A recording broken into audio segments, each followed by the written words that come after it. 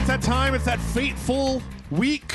This is the last podcast before E3, nay Summer Game Fest. What would have been E3 or Summer Games Fest or whatever. So it's like this is the week when there ain't jack shit new. Like, man, I swear to God, this week's podcast is like a press release. Like half the news stories are just like, here's some shit that's kind of coming to a thing. It's that slow news week where they're like, local man learned he knew how to fish the whole time. Right. Which they were like, why? That's a slow news day if that's what you had.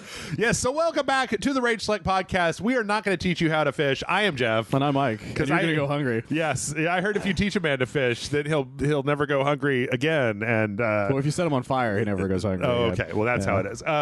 Yeah, for the rest of his life. There were some news stories this week that were talking about like things that might come up in Summer Game Fest or whatever. We're recording this on Thursday. Summer Game Fest will be happening by the time this podcast comes out. So it would make Jeff no Keighley sense on stage and everything. It would make it was a shock. It was like that image where they shoot Lee Harvey Oswald, but it's Jeff Keighley. I just imagine Jeff Keighley comes out at the top of the stage and says, "It's all for you, Hideo," and then jumps off down to the ground.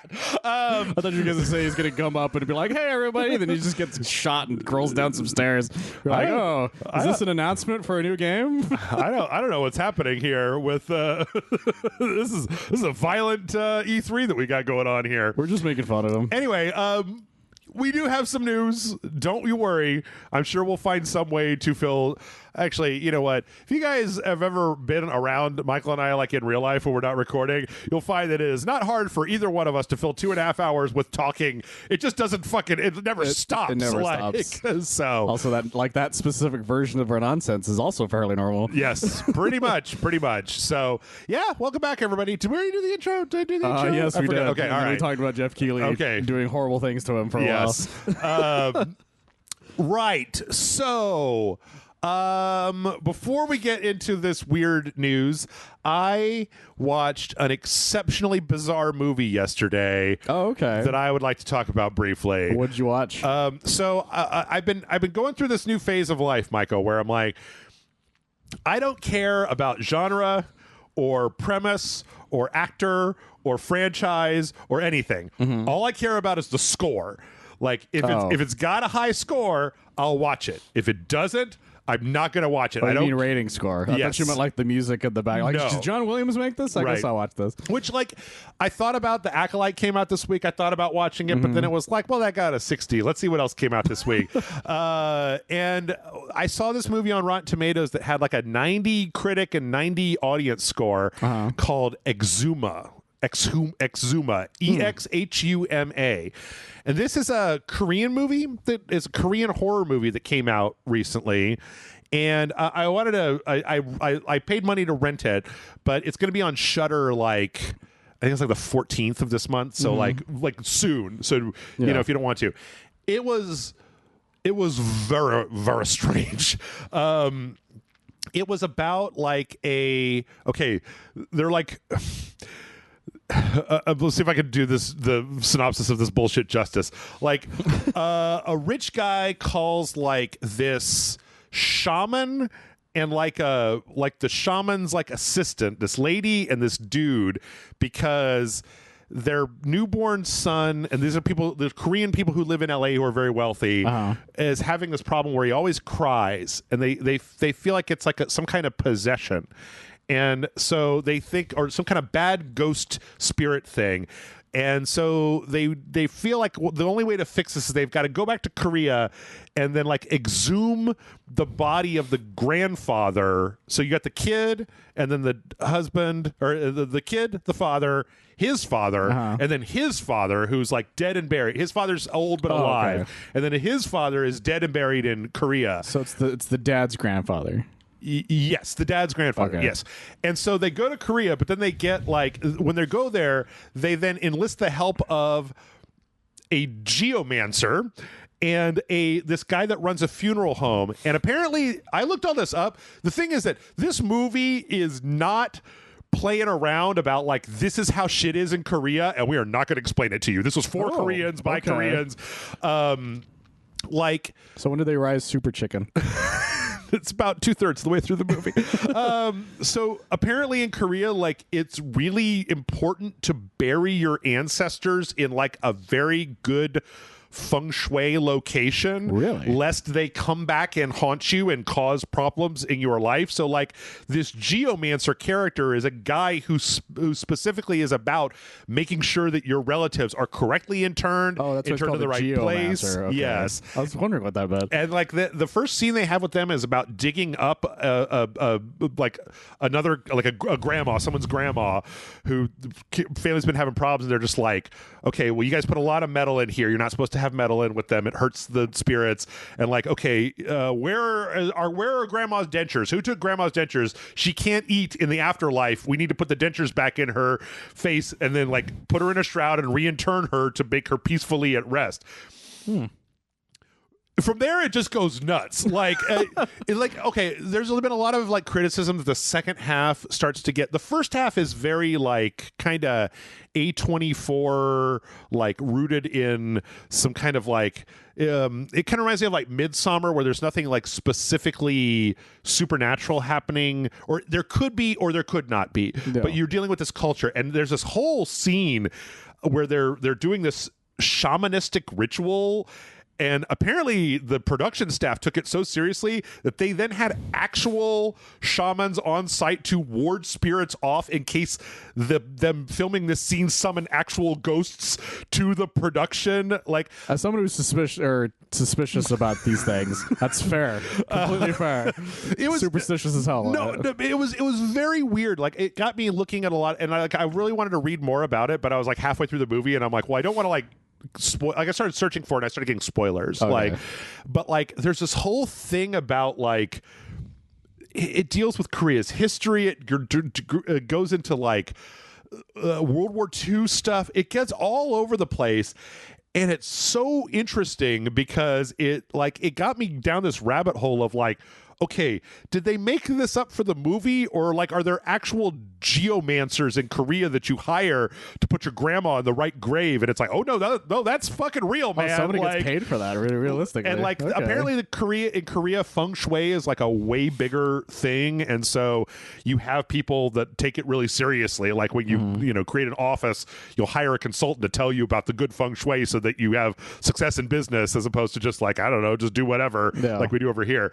So it was really weird, and like it was so weird that I got to the end of the movie and I had read a few articles where it was like, I didn't understand what was happening until I went and read like 3 different articles about like what do people currently believe in Korea, what do they used to believe in Korea, what happened during World War II in Korea, and then I got to the end, I was like, holy shit. So it's not super scary, and it's not like it's a little flakier in the second half, but it's interesting, and it's really interesting to see a ghost story / horror story from such a different culture. Like, I feel like I actually know a little bit about Japanese mysticism and Shinto and stuff, just the rubbing off from anime and movies and all the fucking games and shit that I play.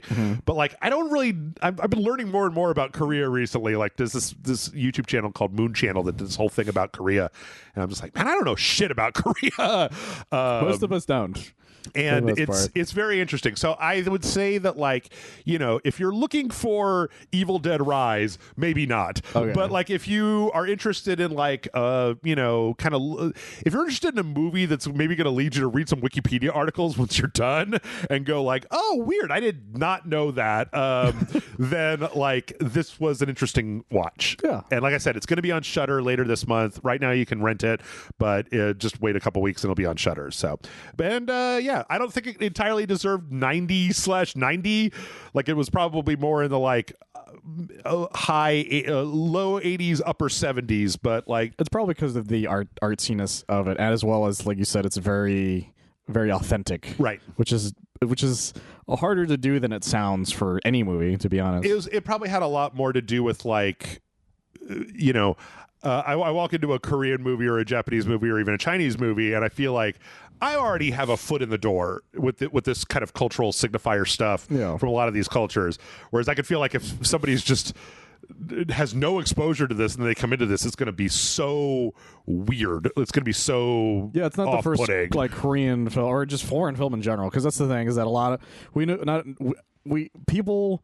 There's a lot of people in the general audience who refuses to watch a foreign film unless it's dubbed. Yep. And those people are weird. Yep. And you guys confuse me. But when I rented that movie, it started dubbed. Like the first really? line was dubbed, and I was like, whoa, hold on, back up. like, no, that I don't refuse to watch foreign movies dubbed, but if I have the option, I'd rather watch it. Yeah. Like this happened to me recently. I was at a friend's house. And he's like, let's watch Drunken Master. Mm-hmm. And the only version of it on Amazon Prime was dubbed. And I was like, this is the worst thing I've ever seen. No. Because I'm like, it's not even Jackie Chan doing the dubbing. Right. Which made it even worse. Yeah. And I was like, I hate this. It's like that first Schwarzenegger movie where you're just like, what is happening? Yeah, exactly. You're like, I don't want anything to do with this. Yeah. So anyway, worth a look. How about you, Michael? You do anything? Watch anything? Play anything good? My Adventures with Superman came back. Okay. I don't know if I talked about it yet because we were because I wasn't on last podcast, so it would have been. Yeah. It wouldn't have been. And out strangely, at it that didn't come up when we played Capes. No. For some reason. Well, I wanted to bring it up, but we kept making fun of the fact everybody looked like a G.I. Joe. Yeah. And I didn't know how to bring it up. Sure. If that makes sense. And also, that game we were trying desperately to get into that game. If you guys haven't seen it, you'll understand what we mean when you watch it. So season 2 started. Yeah, season 2 started. They're about 3 episodes in. It's been a great season so far. It got action packed pretty much immediately. Because the first episode back is that, like, if people haven't watched the last season, like, I haven't watched last season. Something happens that causes, like, a part of his ship to end up somewhere, and so he's like, so he has to find where it is now, and then when he finds it, some stuff happens there. Yeah. And then he discovers that he might not be alone in this world. What? And so he's got to figure that, and they haven't, like, shown Car or anything yet, but like they're hinting at the fact that she's out there. Okay. And then the second episodes after that, he's deeper into the government conspiracy that's going on in the first season. Okay.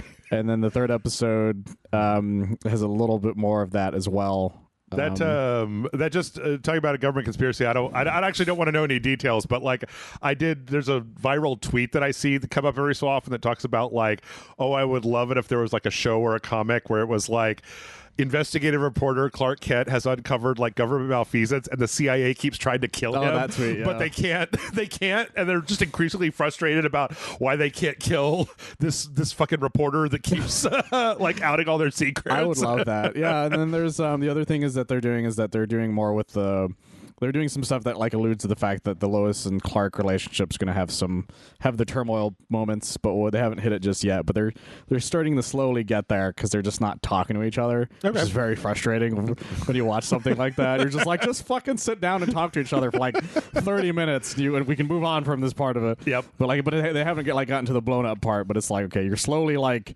making the building blocks of like what an argument eventually will become. Okay, here's a question. Outside of like all the super dickery 70s bullshit, has there ever been like a legit time where Superman has dated somebody who wasn't Lois Lane? Yeah, no, Wonder Woman?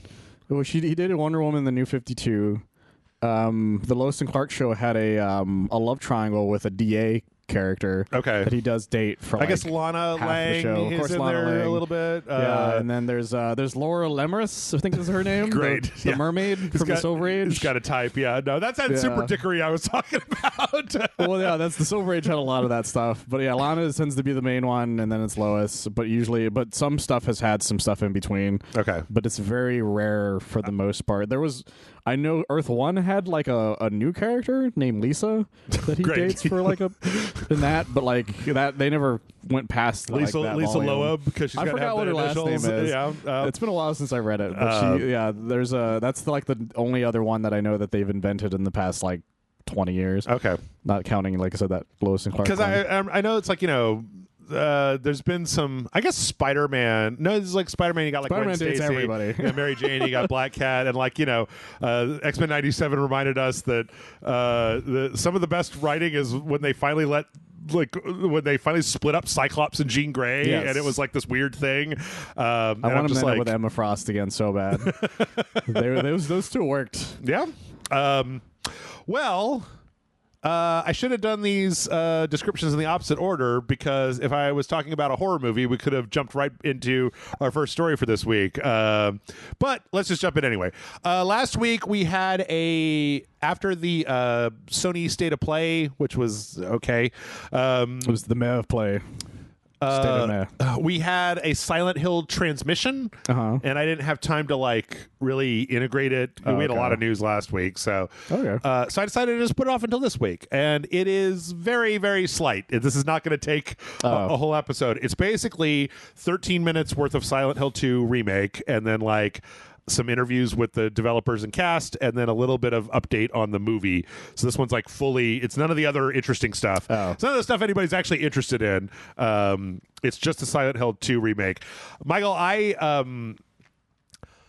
was thinking about it today. I don't know that there's anything that Konami could do that would make Silent Hill fans happy. No, it's true. Well, the only thing they can with do with the game Hill itself, 2, the only thing I've heard them be like, this is what I would want. Yeah. Is just re-release part 2 normally, right, and not terribly like you did during not even HD the remake. HD remake, but you have to go back and restore the original PS2 version. Just do that, and they'll be fine. Yeah, that's all they want, really. But that wouldn't sell worth a damn. That's the problem. It won't sell. And that's the problem people don't understand, is that a lot of, again, when I was talking about the general audience who don't like dubs, there's a lot of younger people who don't like the idea of a graphic that doesn't look like it was made like yesterday. In Unreal Engine 5. Kind of thing. Yeah. Everything needs to be as if they're looking in the mirror and they're like, this is the most realistic thing I've ever seen. Right. They don't like the idea of blocky people. Which would be fine. Which would be fine for a smaller franchise. Yeah. But not for Silent Hill. It would be if the next Resident Evil game looked like Resident Evil 0, people would not be interested in playing it. Yeah. So, okay, they have 13 minutes worth of footage where they show walking around. I'm going to tell you right now, I said this last week, I'm going to say it again. I'm not the biggest fan of Bloober Team. I just don't like them as much as a lot of other people do. Well, the main issue comes down to the fact that you have dealt with them remaking something that you loved a lot, and then being able to be like, okay, I see what you did, what you changed, and I don't like it. Which way? What was that? Demon Souls? No. Was that them? No, that's Blue Point. Oh. Blue Point is fine. I actually love the Demon Souls remake. Which one was Bloober Team? Bloober Team is Layers of Fear, the Blair Witch Project. Oh, no, they do. I remember. You just don't like them because they don't make the best games. They just tend to make kind of they're just very mad what they do. I mean, it's not for me. A lot of them are just visual novels. So the best Layers of Fear thing I ever saw is there's this one character, or there's this one moment in a game, one of the Layers of Fear, if you walk into a room, this character will run into a wall because it's like a ghost or something. Yeah. But it makes like a smack. But if you keep going in and out of the room, you can keep seeing it do it over and over again. But it was really funny.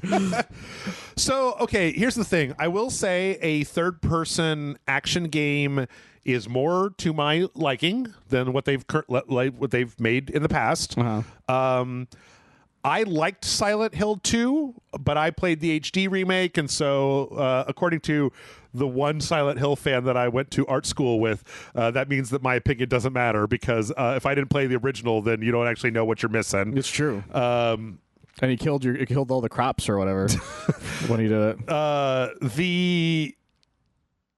There's something about this that's a little off. It's too bright. You can kind of tell that this team hasn't done third-person action games before. The swings that James does aren't quite right.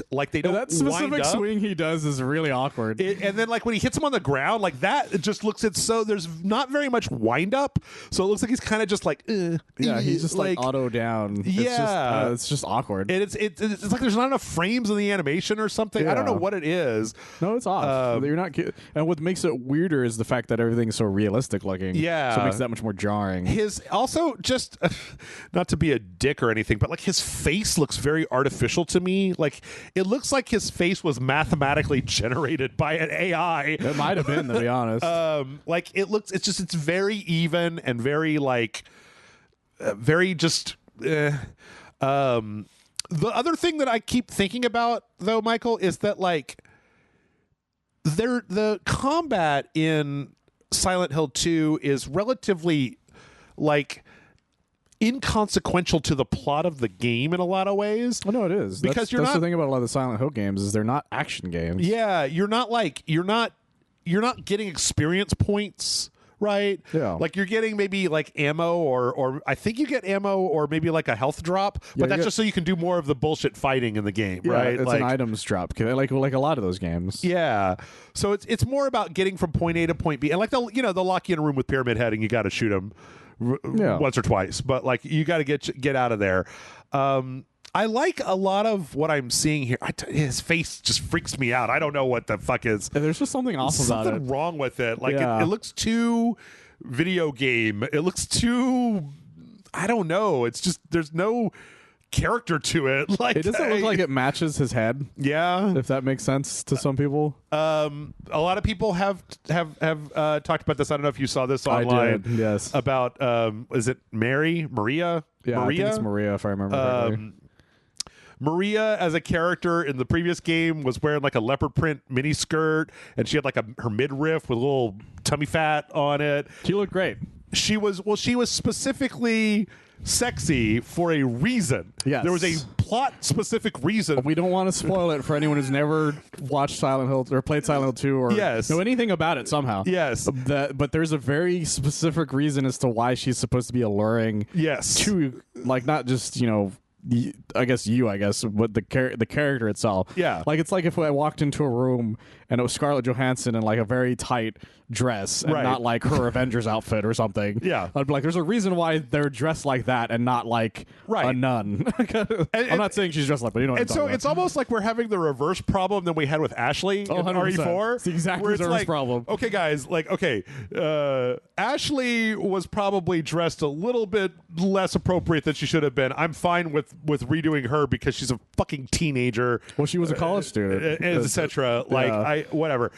Maria, there was a reason, and you've now you've made her outfit more conservative, which is one of those weird things where it's like I can't explain this to you without fucking up the story. That's the problem. But you're kind of fucking up the story a little bit. Walk up to somebody and be like, "You don't understand. It's because of," and then you can't say because it ruins literally the entire game. And like, it's not going to ruin. It's not. I don't think it's going to ruin the entire game, but it's just one of those things where it's like, that's true. It indicates to me that you maybe don't understand why that was a thing in the first place. Yeah. Like, let me put a pin in this because it'll come back up when we talk about the movie. But like, this is one of those times where it's kind of like the Stellar Blade boob controversy where I'm like, no, I'm on the side of the people that are saying more sexy because like it's not gratuitous. Yeah. It's not just like, here's a slut. Like, it's not just like, here's some gamer candy for you. There's like a specific reason. So outside of that, I mean, like the environments, they look fine. They're just, they're dark, decrepit Silent Hill town, right? Yeah. Like there's nothing specific about them. I love the way it looks though. The lighting in this shot looks really good. The frame rate's a little hitchy. I don't like that. I wish it was a little bit cleaner. And then they kind of just showed this part where you're in the hospital and you're getting, they're showing kind of creepy imagery. They have they show the nurses, this little girl that runs away from you that sucks. They show a little bit of gunplay. I know that some people have had a problem with like some of the redesigned character stuff, like some of the ways that the nurses and like the guy with the straight jacket top, the way they look. And I'm like, I'm not as concerned with, this is like back when they announced Guardians of the Galaxy and they were like, that outfit isn't what he's wearing in the comics. I'm like, I don't really care. As long as it gets the point across, I don't care. That's really what it comes down to, is the point needs to be, come across for what's going on. Yeah. And some of it works, but not all of it works. I really think they need to redo all of the melee animations. Oh no, all of them need like work. He just looks really awkward when he does it. I get that James is like, he's like a regular guy. Like one of the developers were like, yeah, he's a regular guy. He doesn't have like combat experience. And it's like, well, right, but he shoots a gun unerringly straight and he's like executing monsters on the ground. Can you just make, like, if I was to swing a pipe, I wouldn't want it to look like I was doing it. I want it to look cool. Well, it's not that's not that I want it to look cool. I want it to look like a person's doing it. Right. My problem is he looks weird as hell. Yeah. It looks like if Urkel was fighting is my issue with it. You know, what it reminds me of, Michael, is when I was in animation school, one of the big problems that we had with people who were in animation school early on was that you couldn't get them to push a pose hard enough. Like, you'd have a pose where a character was going to hit a baseball, right? And so you have to pull the bat back, and then you'd have to hit the baseball.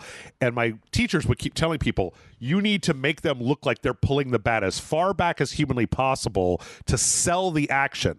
Don't rotoscope this. Oh. Don't do what episode 5 of Smiling Friends digitize the person into the thing. Like, make it look exciting, because realistic isn't always the same as satisfying. Yes. Like, sometimes you need a little bit more oomph. Anime really understands that. Yes. Outside of that, I mean, Popeye cartoons. I don't know. Just walking around, it's kind of a... It looks fine. The problem comes down to the fact that there's a lot of the aesthetics of that original game is because of the limitations of the console. And without those limitations, people just don't understand what made it work. And I'm not saying it's not going to work, but I'm saying it's not going to work as well as it should. But then on the other hand, I don't know that anything outside of the most loving remaster of all time would have been satisfying to fans of Silent Hill for this. Because Silent Hill 2 is like a classic, right? It's like... The thing is, most games are like that. Yeah. But like you said, there's very few franchises where that's not the case. Hey, you know what, though? Last year, they put out that RE4 remake, and I kept going, why? You don't need to. Why? This is unnecessary. There's already a perfect game here. And I played it. I was like, hey, this is fun as fuck. Yeah, like, fair enough, guys. So I just think that if I was going to... I think I would have hired like the team that made that like Elisa game that we played, or that knockoff RE game that Jason and I played. Yeah. Like, I think I would have hired an indie dev team, because I don't know. I think that Bloober team is okay, but I think they're such a 7 out of 10 developer that I wouldn't trust them to remake one of the most beloved horror games of all time, if not the most beloved horror game of all time. I bet you just because they were cheaper. Probably. Konami doesn't want to spend a lot of money nowadays. Probably. Also, there's a good chance. I mean, you know, here's the thing. There's a very good chance that there's going to be a lot of people who buy this, play this, and love it. Right? Oh no, it's going to happen. Like, they're all going to be. It's going to be the same. Although it's going to be the same thing on the internet. Yeah. They're like, I love Silent Hill 2, and I'm like, which one? Right. It's going to be that specific thing. Right. Or it's going to be Civil War among 3 different Silent Hill fans. Yeah. And that's going to be really funny. Yeah. Because all the Silent Hill 2 fans are going to explain why the original PlayStation 2 game is better, and then the remake fans are going to be like, well, where can I play it? And they're going to be like, well, that's the bad news. Do you have $400 or whatever it is now? And then I don't know if a 17-year-old who plays this remake is going to, even if you set them down with a working PS2 with an upscaler and said, here, it runs perfectly, play it, if they were going to get enjoyment out of it, because it's older, it's not as optimized, it's kind of kludgy. Unless like, you're streaming it, they usually don't like it. Yeah. So I don't know. I think this is going to be a 7 out of 10. Like, I think it's probably just going to end up being okay with some caveats, some asterisks. I'll give it a chance. And yeah, we'll see how it goes. I'm much more interested in the Metal Gear Delta than I am in this, because but we haven't seen much about that one still. Haven't seen much, but anyway. So after that, we got they put the game up for pre-order. They announced the pre-order bonuses. There's a dog there's like headgear you can put on James. So there's one that's like a mask of the Sheena Ibu with the headset on. There's the Robbie the Rabbit, which I think that's from Silent Hill 3, isn't it? I think so. Like the theme park. It's been a long time. So there's also like an Ultimate Edition where you get like a pyramid head mask made out of a pizza box that's taped together. That's definitely inspired by some cosplays. Something, yeah. And then the super deluxe version, you get 48-hour early or some kind of early access, like a few days early. The soundtrack, 48-hour early access soundtrack, digital art book, all that stupid ass shit. This is a single player game, by the way. Yeah. I don't know why you need early access to that badly. I don't know why they didn't give James a slutty maid costume, because yes, that's what they should have given him. Like, they should have given him Maria's original outfit. That's right.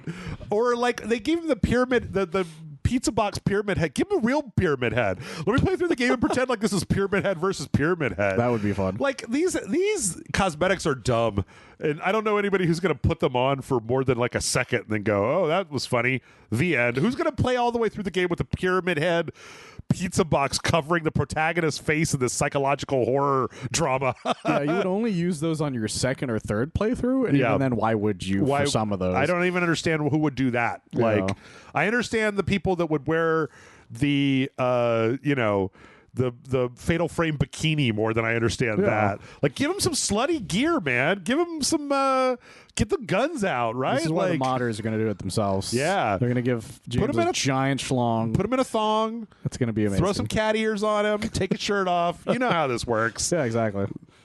Like, your main character is a dude. Make it thirsty. Make it thirsty, Konami. That's where the money is. They talked to the developers. It was that was another thing that one of the developers pointed out that I was like, the original was fixed camera. Yes. Right? So even just translating the game from fixed camera to free camera changes it, because you can control where the player is looking with a fixed camera as opposed to, just giving them full unencumbered movement. So even if it was the perfect remake and all the animations look good, you still would have a 360-degree camera, which would change the tone of the game. That's why jump scares don't work as well on modern games, because there's so many moments where we'll be playing a game and you hear like the jump scare, but you're like clearly not looking that way. Right. You're like, oh, I missed whatever that was. Could you like reverse it and do it again? But you can't, because it's not a movie. Yep. So you can't rewind. Whereas like that was the fun thing about PS1 games, is you're like, that I'm gonna walk down this hallway and then I'm sure nothing weird will happen, and then a dog gets fucking thrown through the window. Well, you're walking down a hallway at a fixed camera angle, and then it cuts to a different angle, and suddenly there's a fucking monster in front of you. Oh shit, I didn't even see that. It's great. Like, in the context of the game, Chris Redfield was just walking down the hall staring dead at a liquor. Yeah. And then like he got 2 feet away from it, and then he reacted to it. So he's very, very confused at all times. Yeah. He doesn't understand things. We got the cast, Luke Roberts, who's playing James Sunderland, and oh my god, these fucking Norwegians. Salome Gunsdotter. I'm not going to try. I'm not even going to try. Sorry. They talk a little bit about. Okay, I can now understand more about why his face looks like that. Because of this guy. Because the way this guy's face looks. It's because the haircut works better with his face, whereas the haircut that James has just doesn't work the same way to me. She looks like she played a good burned out Maria though. Like, she does. In fact, I think she looks better in person. Than she in does in the game.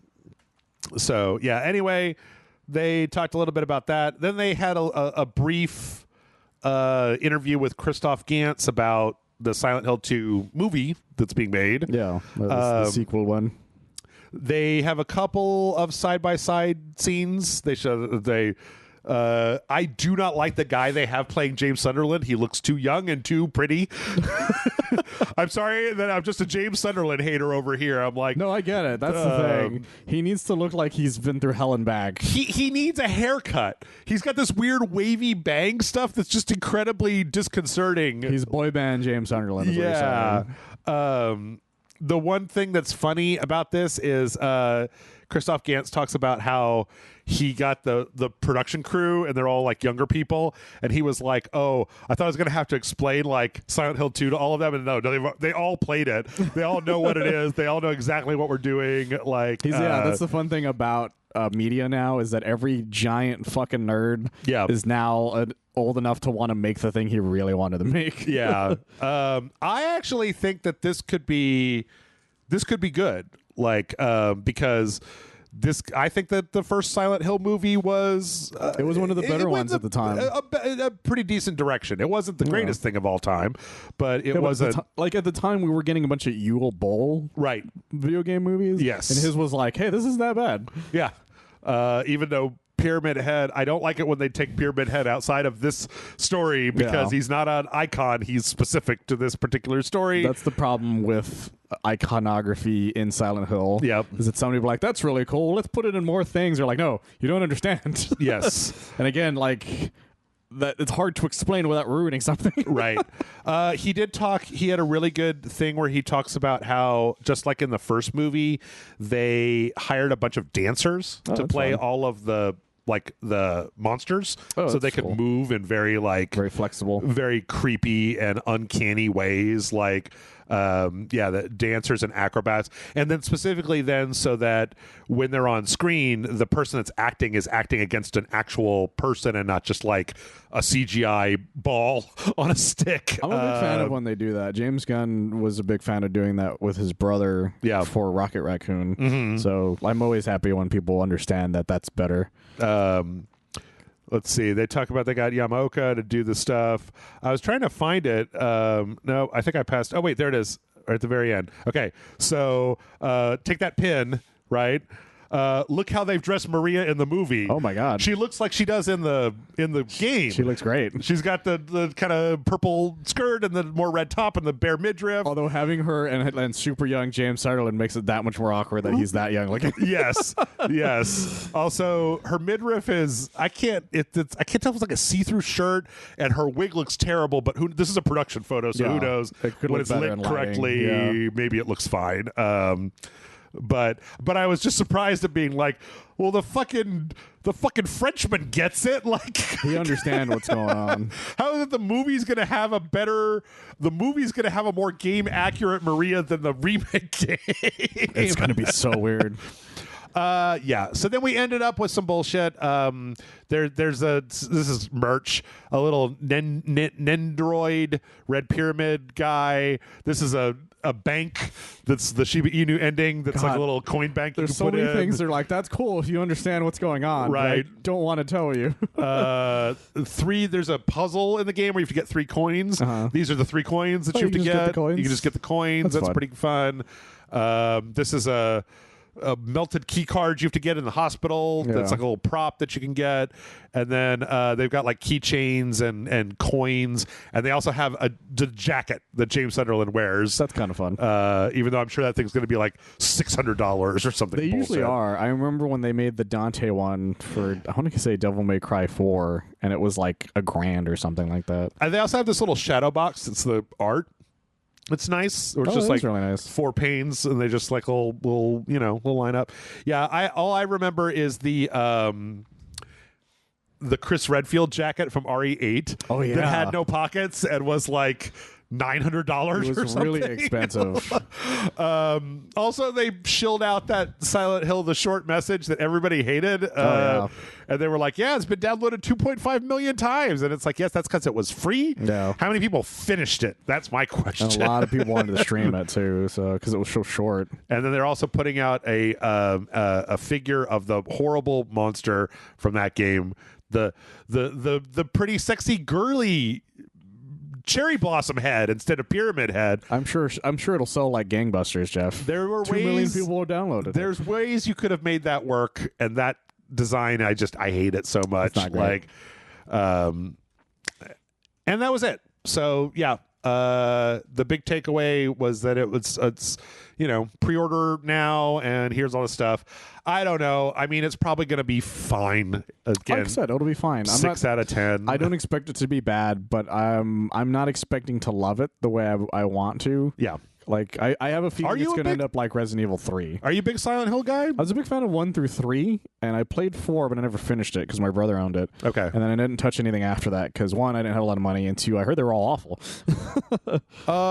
I've heard the Room is so mixed. Like, some people really like the Room, and some people really hate the Room. Yeah. And I think from what I've experienced, I don't know if this is true, but from what I've experienced, I feel like whether or not you will like The Room has to do with how into the 1 and 3 story you were and how much you were wanting to see more of that in the next game, as opposed to a just one-off kind of weird thing. There were a lot of rumors that it wasn't supposed to be a Silent Hill game, but apparently that's been squashed. Oh, really? I didn't know that. I didn't know that had been debunked. I heard it got debunked, but I didn't look too deeply into this. I just don't. Somebody said that wasn't true. Okay. Like a producer or something was like, no, that doesn't make any sense. Okay. But I wouldn't be surprised either way, to be honest. Well, you know what? We've got a little bit of time left, so let's switch gears to an entirely different type of horror. Unfortunately, it's been a couple of weeks, but we do have some layoff news to talk about. This is okay. So this is not great. These news stories are never great, but I'm just trying to put this in perspective. So the developer of Dead by Daylight, Behavior Interactive, is laying off 95 people. Oh, wow. Now, I think this is interesting because I went and read this article. 5 years ago, it was 575 employees at Behavior Interactive. Mm-hmm.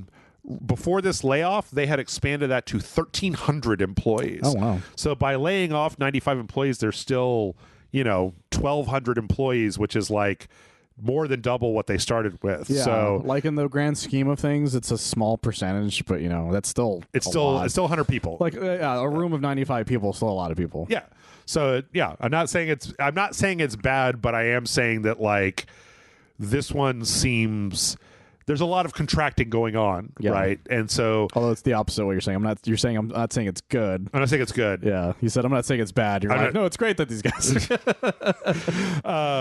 Yeah, I'm absolutely excited. I really don't want to shove my foot in it, Michael, but like, I desperately hope that we're starting to get to the end of this cycle. Like, I'm hoping on every beyond reason that this should be the end of it, because there is nothing coming out this year, right? And if this many people are gone, it's not looking well for later on, right?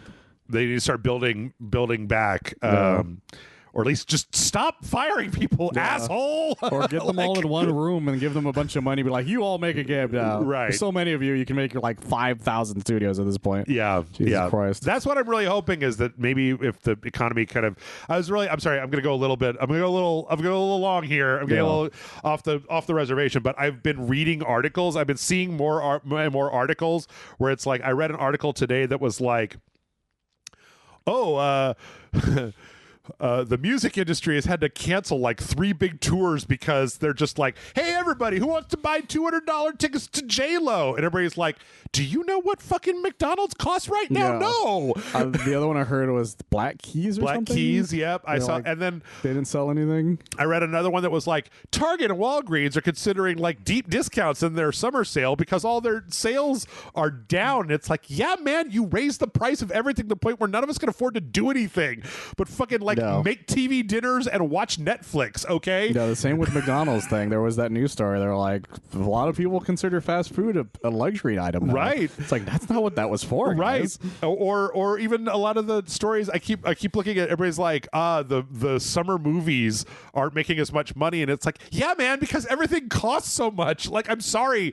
You gotta I gotta have extra money in order to be able to fucking fling around extra money like I own the place. Did you hear they closed all the Houston or I think it's the Dallas draft houses? Oh no, I didn't hear they that. Closed all 5 Alamo draft houses in the Dallas, Texas area, apparently. Yep. Well, just randomly. So what I'm hoping is that this might be, because there's a lot of different theories, right? I personally subscribe to the just like, well, all the companies figured out that they could raise prices without. They didn't need an excuse. They could just do it. They did it. They used the excuse of inflation. Right. That's how they That's how they kept people from attacking them with pitchforks. But still. But it's like nobody in typical. We talk about this in video games all the time, right? In typical short-sighted CEO things, they're like, raise the price of everything, and it's like, okay. None of us have any money to buy anything anymore. Yeah. And they're like, why won't anybody buy anything? And it's like, because it all costs more. Like, we have like 100 live service games, and each one of you want $50 for a skin. Right. It's not happening anymore. Right. Like, if you want me to go to the movies, lower the price of Burger King. Like, that's how this works.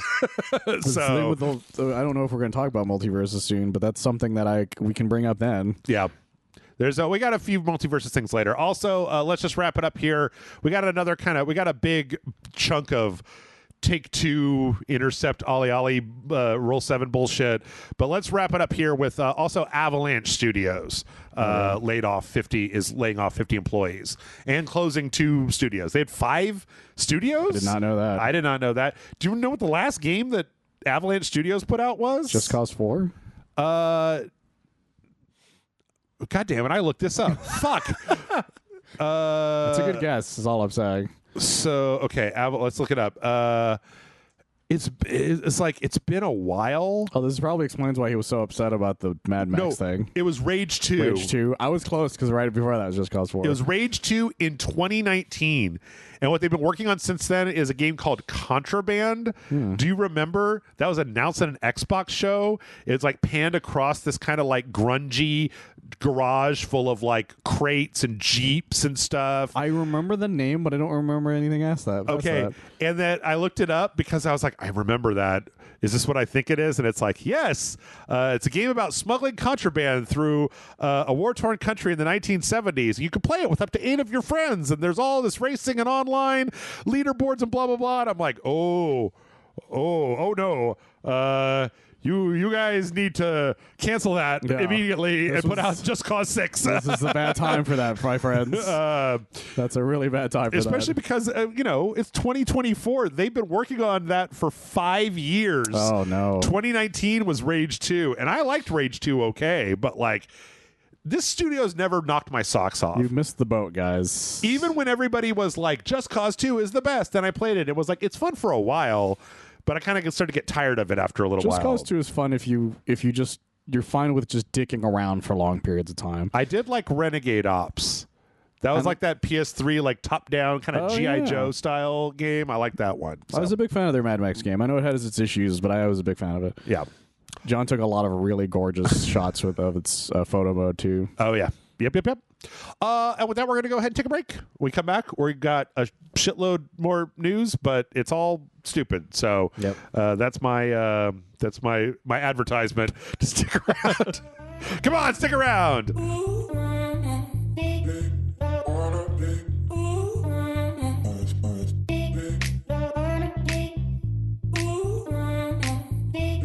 And we're back. And before we left, Michael, we were talking about like publishers letting stuff go. We have an update on the 2K Intercept games and Roll7 games closure stuff. Yeah. The stuff where they were like, that didn't happen. Right. Fake news. There's a giant IGN report that I'd recommend everybody read. I read it. Basically, what it comes down to is the fact that, like, 2K doesn't just have a mat-on for these two studios. They want to get rid of private label. That their indie publishing arm apparently is like never been profitable and is like mostly been in trouble. There's been a lot of kind of weird shit about that. It doesn't sell shark cards, Jeff. That's right. Private division. Okay. Private labels. That's whiskey. The problem is I didn't know the difference. So. Yeah. What does that say about us? Apparently, well, this actually makes a lot of sense because apparently they were shopping it around. Specifically, there was a deal that they wanted to make with Paradox Interactive to buy private label or private division and all of the studios underneath it. And so that would make a lot more sense of why Strauss Zelnick was being weird about, like, no, we haven't shut these studios down. We're just trying to figure out a way of getting rid of them without shutting them down. Right. Otherwise, we will shut them down. Right. But apparently they are just hell-bent on trying to get rid of this section. Right now, I mean, the thing is that No Rest for the Wicked is in there, but apparently, I didn't know this. Apparently in 2022, there was a big report that said that, like, Moon Studios that made that game is like not a great place to work. It's one of those, like, it was started by these two guys and they're like, we don't believe in political correctness here. No. Everybody can say whatever they want to, and we think that a free exchange of ideas, which is just code for, like, so I can make jokes in the Discord and call you a piece of shit, and it's just like, why are you so sensitive? Because we're big fans of Mr. Bircham in this office. Right. Right? That's strange to say. So yeah, there's it's interesting to think here. There might be some other. I think they said that they might be talking to Saber, like I was saying before. Okay. And there's also some chatter that there's like a private equity fund that might be willing to buy it up. It's kind of not in a great place right now. I mean, I wouldn't want the private equity fund only because that word keeps coming up, and then horrible things happen. Yeah, every single time. Well, the thing is, I'd like to see somebody buy it that knows what to do with and all respect to Roll 7 and Ollie Ollie and all the fans of Roller Drome and all that stuff, but I just want the Kerbal Space Program IP to be somewhere, like where it could be developed. And I don't care if they've got to give it back to Squad or whatever. Like, I just don't want that IP to go into weird litigation hell where nobody can make a Kerbal game because fucking Take-Two ruined everything. So I don't know. We'll have to wait and see. The Kerbal Space Program, completely different game. Well, you know, the guy that made Kerbal Space Program, like the head developer of that, he has a game on Steam right now that's called it wasn't Kit Bash, but it was something like that. And it's about making RC cars and model airplanes, and it's got a little multiplayer component in it. That's it's fun. got the whole build system Kerbal Space Program along with the aerodynamics and stuff. But it's about like little dogfighting RC planes and stuff. That's fun. So yeah, Good for them. I'm sure that dude does not need to work anymore. I'm happy for him, to be honest. He found a niche and he's keeping it. Yeah. Speaking of Take-Two, we had a new word salad from Strauss Zelnick. He was asked about confirming if Grand Theft Auto 6 would come to the personal computer platform. Michael, allow me to read you this. Oh, I can't wait. Quote, "Well, the lack of an announcement is not something that could be set in stone as near as I could tell, because the only thing that happens after the lack of an announcement is an announcement, I suppose, or a continuing lack of announcement. I guess that could happen too. It doesn't seem to me that either would be set in stone, but Rockstar has an approach to platforms which we've seen before, and they will make more announcements in due time. I do believe that the right strategy for our business is to be where the consumer is. And historically, what this company has done is address consumers anywhere they are, on any platform that makes sense, over time. Okay?" Oh my god. Holy shit. What the fuck? I love the only thing that could happen after a lack of an announcement is an announcement or no announcement. Who knows? It's not set in stone. There are known unknowns and there are unknown knowns, Michael. Jesus Christ. What are you talking about? That was amazing. Just I'm not say even no comment. I'm not even mad. I'm very impressed by that. It does kind of ring like a George W. Bush speech. It from does. Like, it just It's amazing. Like I said, I'm genuinely not mad. I'm genuinely impressed that he went on for that long to say nothing. I do believe that the right strategy for our business is to be where the consumer is. Okay. Good. I'm glad to hear it. The okay at the end of his whole statement. Yes. That's my favorite part of it. Yep. Okay. Because it's almost like he's like, do you want me to repeat that? Because I will. Like, I dare you to ask me because I'm crazy. Word for word. And you're like, oh, I don't want nothing of this, man. It meant nothing the first time. I don't see how it's going to mean anything the second time. What it means is that, yes, there will be Grand Theft Auto 6 on the PC like 2 years after it comes out on the fucking PlayStation 5. If I was the one interviewing Fuck him, I'd be me, like, that's like- great. Could you say that in English next time? Yeah. Because I don't know what you just told me. Well, Michael, the lack of an than no announcement, okay? I'm not saying an announcement is a thing, but I want this to be a copy pasta. when there's no announcement, then the announcement... I just want to get the whole thing printed out on a T-shirt. I do just too. Strauss Zelnick at the bottom. I want it to be a painting or something I can put in my home and just be like, people be like, what the fuck is that? Yeah. Oh my god. That's what settles. That's what an answer to a question looks like in the year 2024. I wish I want to save that for like a later date when somebody asks me something and if I'm in like a high level position and just say that word for word. Yeah. Oh my god. Yep. Let's see. In other news, we got the rumor last week that there was going to be a PSVR2. Wait, God damn it, Jeff! I had.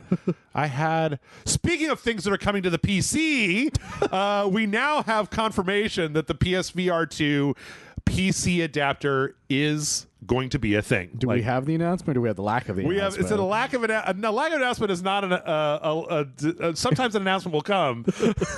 Okay? Is it set in stone, Jeff? That's what I want to know. So Sony is going to be putting out a PC adapter for the PSVR 2. But there are some big caveats. One, I don't know why this is a big deal, but people are like, they're going to charge $60 for that. And I'm like, well, of course they're going to fucking charge $60 for that. What do you think was going to happen? Of course, I'm surprised it's not more. Like, It's to be free honest, to you. If you bought it, we're just going to give it to you. right? It's like, no, that was never going to happen. So yeah. So okay. One, it is going to cost $60, and then two, most of the shit that makes the PSVR2 good is not going to be in it. Okay, that's interesting. So no HDR, no headset feedback, which is the vibrations that are inside, no eye tracking, no adaptive triggers, and no haptic feedback in the controllers. That's amazing. So it's just any other PC headset at that point. What it is, I mean, the thing is that all that shit like probably doesn't, you have to code for it, and that Steam probably doesn't code for it, right? So no, like, but I bet you somebody's like their mods are going to figure this shit out. You're going to have this stuff eventually. Maybe. I think that what this is just like, hey, do you have a PC that can run VR games? Do you have a PSVR 2? Do you have $60? Do you want to play Half-Life Alyx on your PSVR 2? Yes. Okay, well, here you go. Like, a lot of these features aren't present in a lot of PC VR games, so it makes a certain amount of sense. I don't know why suddenly all these features would be available. So, but it makes sense to me. And then I think that's going to be coming. I don't know if they have a release date for it. Was there one? Let's see. Box for it. This is August 7th. So, not that long from now. Isn't that far from here? Yeah. Michael, quit trying to breathe underwater, okay? I put the dolphin tank in here for a reason, and it wasn't so you could drink out of it. I almost learned it from Jason Momoa or whatever. He was here in Austin apparently not that long ago. So yeah. I don't know. I think that's a good move. Like, the PSVR 2 catalog has been a little anemic, and I don't know why we have to trap the PSVR 2 doesn't need a camera to work. No. The controllers directly connect to the headset, so it seems to make a certain amount of sense. And yeah, glad that it's there. Yeah, it's a headset that a lot of people like the idea of, but like you said, there's not a lot going on with it. Yeah. There's not a lot of like high profile stuff happening with it. So. I keep almost buying that Ghostbusters game, and then I'm like, wait, I don't own this thing. Let's see. Speaking of Sony, we had some more Sony news. We got the news last week that Concord is almost certainly going to be priced at $40 like Helldivers 2 is. It's a good move. Yep. Making them affordable, and they will come. So yeah, this was due to an Australian PlayStation Store listing that had the regular edition at $60 and then $100 for the Dollary dues, they call them. Yeah, which Australian money is like 1.5x. So if you do the math, it's like $40 and $60 basically. I honestly, I'm kind of with you a little bit, where I'm like, I think this is a good move. On the other hand, I don't know anybody that's excited for that Concord game. Oh, no one's excited. It might be better as a free-to-play game than a $40 game. I love the Penny Arcade comic on it. Yeah. They're just like, what do we do? What did we do to get Concordia? I'm like, whatever it is, I don't want to do it again. Yeah. I think it's a punishment. I don't know. I talked a lot of shit about it last week, and I there's no reason why a game like this can't be fun, but I don't want to. I There's wish a lot of reasons why it won't be fun, Jeff. I wish it was a single player video game. I just wanted to. I love the character design. I love the art style of the world. I don't want to play an online multiplayer video game. The problem is that people keep making interesting worlds and then making them only multiplayer games. Yes. So because it's that and that one where they're like, they went into a portal and they were like that. It was like old timey, and then and it's like, Nightingale. They're like, this is an MMO type game. We're like, well, fuck that. I don't want to do any of this. Yeah, now. you know that game actually came out Did it really? 6 months ago or something. I completely forgot about I just that. completely skipped it. So. Oh my god. Well, speaking of Helldivers, the Helldivers have completed their last major order and apparently opened up a giant fuck off black hole. Oh my goodness. In the game. I haven't touched the game in a while, so I had no idea. Yeah, apparently, like once they finished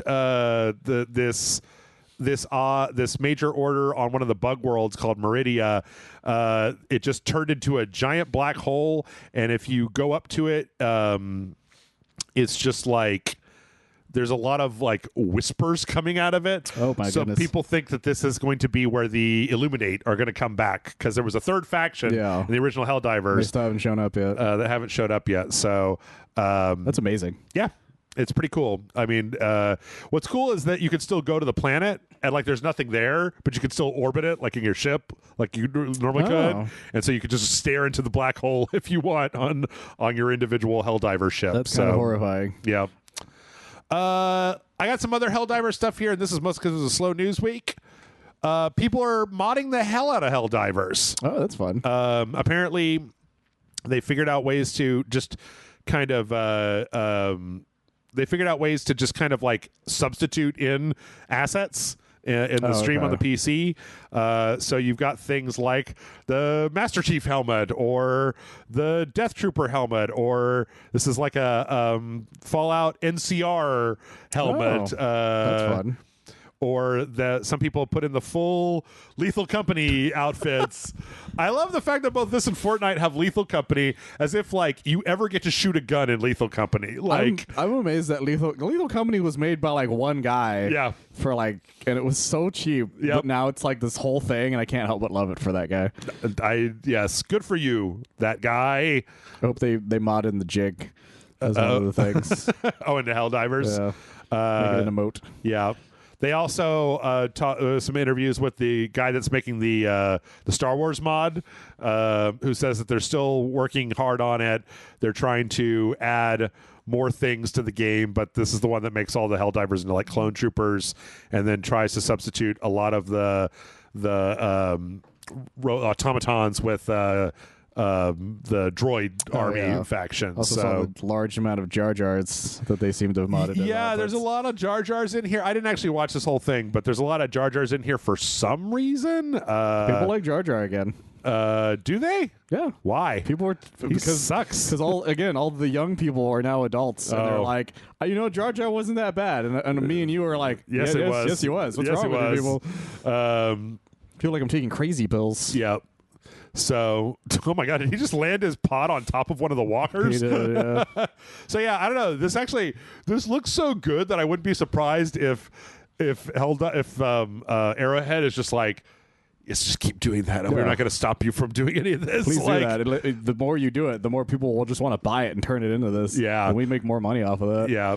That's not a bad idea, to be honest. It's not. It would be really cool if Lucasfilm would like just let them do it. Yeah, what they should do is it's because that's how Battlefront 1 became a thing. Yeah, it was a mod. It was a BF 1942, right? Yeah, and then somebody's like, why don't we just do that? Yeah, like legally and make money off of it. And I hope somebody's watching this. Yeah, and is like, why don't we just do that? Yeah, and we'll make money off of it. It also just like, man, the Helldivers as the clone troopers works perfectly. Oh, like 100%. It works perfectly. So like they die just as easily. Yep.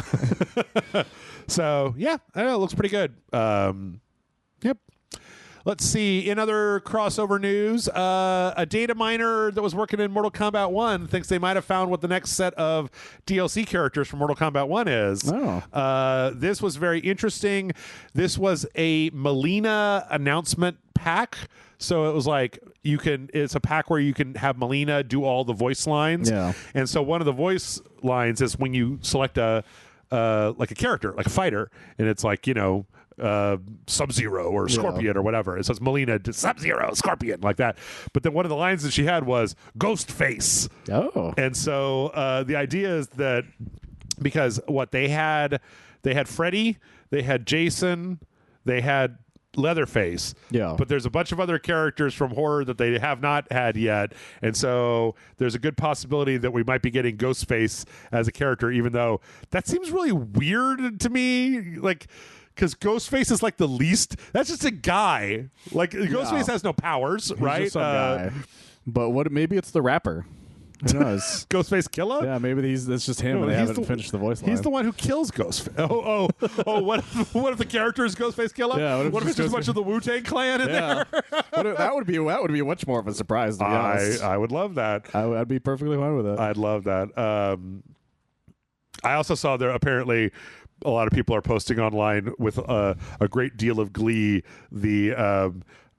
using Omni-Man to wreck Homelander in My in favorite was the canonical fight, and what it is, it's that thing where they do the clash, and then instead of the match starting like him doing it, it's just Omni-Man going straight through him, right? Like immediately. With the brutality, and Skybound Entertainment's like, yes, yeah. Because that's true. The fun thing about Homelander that people only like Homelander don't understand is that of all of the Superman clones in existence, he is the absolute weakest one of them all. Yes, and he would die immediately to all of them. Did I put this in here? Did I? I don't know if I put this in here. If I did, I'm sorry. But like the other thing I saw was you know, in The Boys when he kills their Daredevil guy. Oh yeah, I saw that. Yeah, and then like he has that same brutality where he hits the ears and they scream and fall down. And then if you do that specifically to Kenshi, he says, "Great, another fucking blind guy." Like he has that one line only for Kenshi, as opposed to anybody else. It's such a perfect thing to do for that. Yeah, because that is one of the more fucked up things that he does in that show. Yep. Let's see, crossing over to other crossover games, Multiversus. Apparently, in Multiversus, we have a report now that Velma, who used to be OP and the meta and all that stuff, is like completely fucked in the 1.0 or whatever it is release of Multiversus. Apparently, she's straight up useless, which we kind of ran into when we were playing it. Oh yeah, that's true. You're like, I don't know what the fuck I'm doing. I can't figure out how to make this work. Yeah, apparently she used to have like some projectiles with the word balloons. She did that, like, as the further they went, the harder they hit. That was like the whole thing, and then they made it so it's like now you have to like charge it up. They don't go very far, and blah blah blah blah. Apparently, it went from like a person that people are playing all the time to 0.3% of players online are playing as Velma. I was on Multiversus. I was on the subreddit before I came, and one of them was like, I saw one of the famous rare Velmas, and it's like the screenshot of like them fighting her. Oh, they do exist. I thought they all went extinct. Yeah, kind of thing. So you guys might want to fix that. Also, we got a report that apparently Multiversus will throw you, like, if you lose. Okay, so if you lose too many matches in Multiversus, apparently Multiversus will then put you into only fighting bots. Will like remove you from the general queue and put you into fighting bots. Now, apparently, you can think of the rationale behind this of being like, who wants to just lose all the time? Yeah. If you're on a losing streak, maybe you need a win or two. But the problem, apparently, is that this can happen after like 2 losses. Oh my goodness. And it can be very difficult to get out of that tier back into fighting regular people, where the community is like, we need an option to turn this off. Like, it's fine. I'm fine losing. I don't just want to be over here in the fucking. I don't want the bumpers up on my bowling alley. Okay, I want to learn how to bowl. Yeah, I don't want baby mode to just happen because I died once. Right, like that doesn't make any sense. Yeah, like I felt bad when I was playing Devil May Cry 3 and it was like, you've unlocked easy mode because I kept dying. Let alone like for this game. Yeah, which again I guess just kind of goes to show that like, nobody really knows what they're doing. Fortnite is the only one that seems like they know what they're doing when it comes to like balance and releases and doing stuff. Like everybody else, some problem exists. And with this, it's like you guys took 2 years off. Then you came back and like, did nobody there think this might be a bad idea? The problem with Multiverses is that like every other day I discover that somebody discovered an infinite for somebody. Like everybody has an infinite. At really? This point. I've seen an infinite for Iron Giant, which is one of the reasons he's not there right now. Yeah. For Superman, for Steven Universe. Jesus. I saw another one for LeBron James. Like they were like, I'm like, oh my god, like everybody has an infinite, and that's not a good thing. Yeah. So you guys want to learn how to do an fucking infinite? Yeah, they took out Iron Giant because this was like really, this was real bad. Hey, you know what? This was real bad. And the funniest part is they took him out like somebody was doing a tournament of it. And they took him out mid fucking tournament. Oh god! And so the guy who was using Iron Giant's like, well, now I got to use somebody else.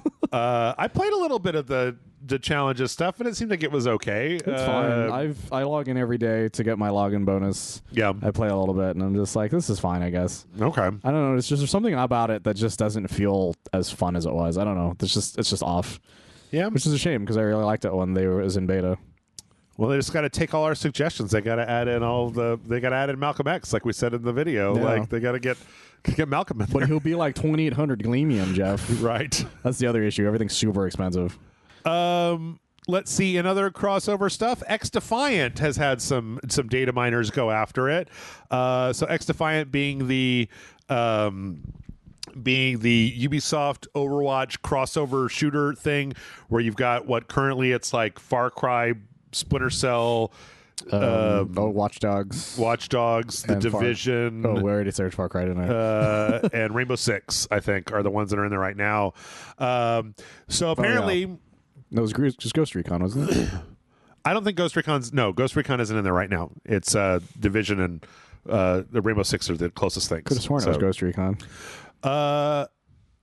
Well, I don't know if there is, because there was some. Okay, there's some stuff that they found and looking through the files that indicates that you might be getting the operators from Ghost Recon Breakpoint, GSG-9 from Rainbow Six Siege, the Highwaymen from Far Cry New Dawn, okay. those fucking assholes, and the assassins from Assassin's Creed, who would have to be running around with machine guns because that's how that game works, right? Like, well, they have guns, but they weren't like machine gun stuff. They were that like pistol things they had in their sleeves. oh sure, But like that's not really going to be good for this game. yeah.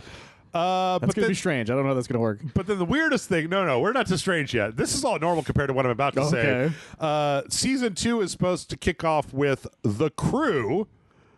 You know, the racing game, The Crew? No, yeah. They're going to use their cars as weapons? What's happening here? And rabbits. What? Okay. Raving rabbits. What? Yeah. Like, is it costume? I or- don't know. How It's does got to it- be how a does that work? faction. It's going to be a faction in the game. You know, Tom Clancy's Raving Rabbits. Here's the funny thing about that.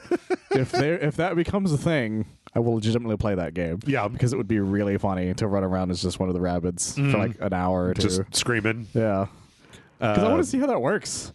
Like, would they make them people sized or like? I think it's going to be or is it like rabbits. Odd Job where like they're hard to kill? I think it's got to be a rabbits themed thing. So Maybe they're the Mario rabbits. maybe. They got guns. Or maybe they're just the rabbit versions of other characters like they are in the Mario. Yeah, that'd be know. fun. I don't know if Nintendo would let them do that, but Yeah. who knows? That'd be fun.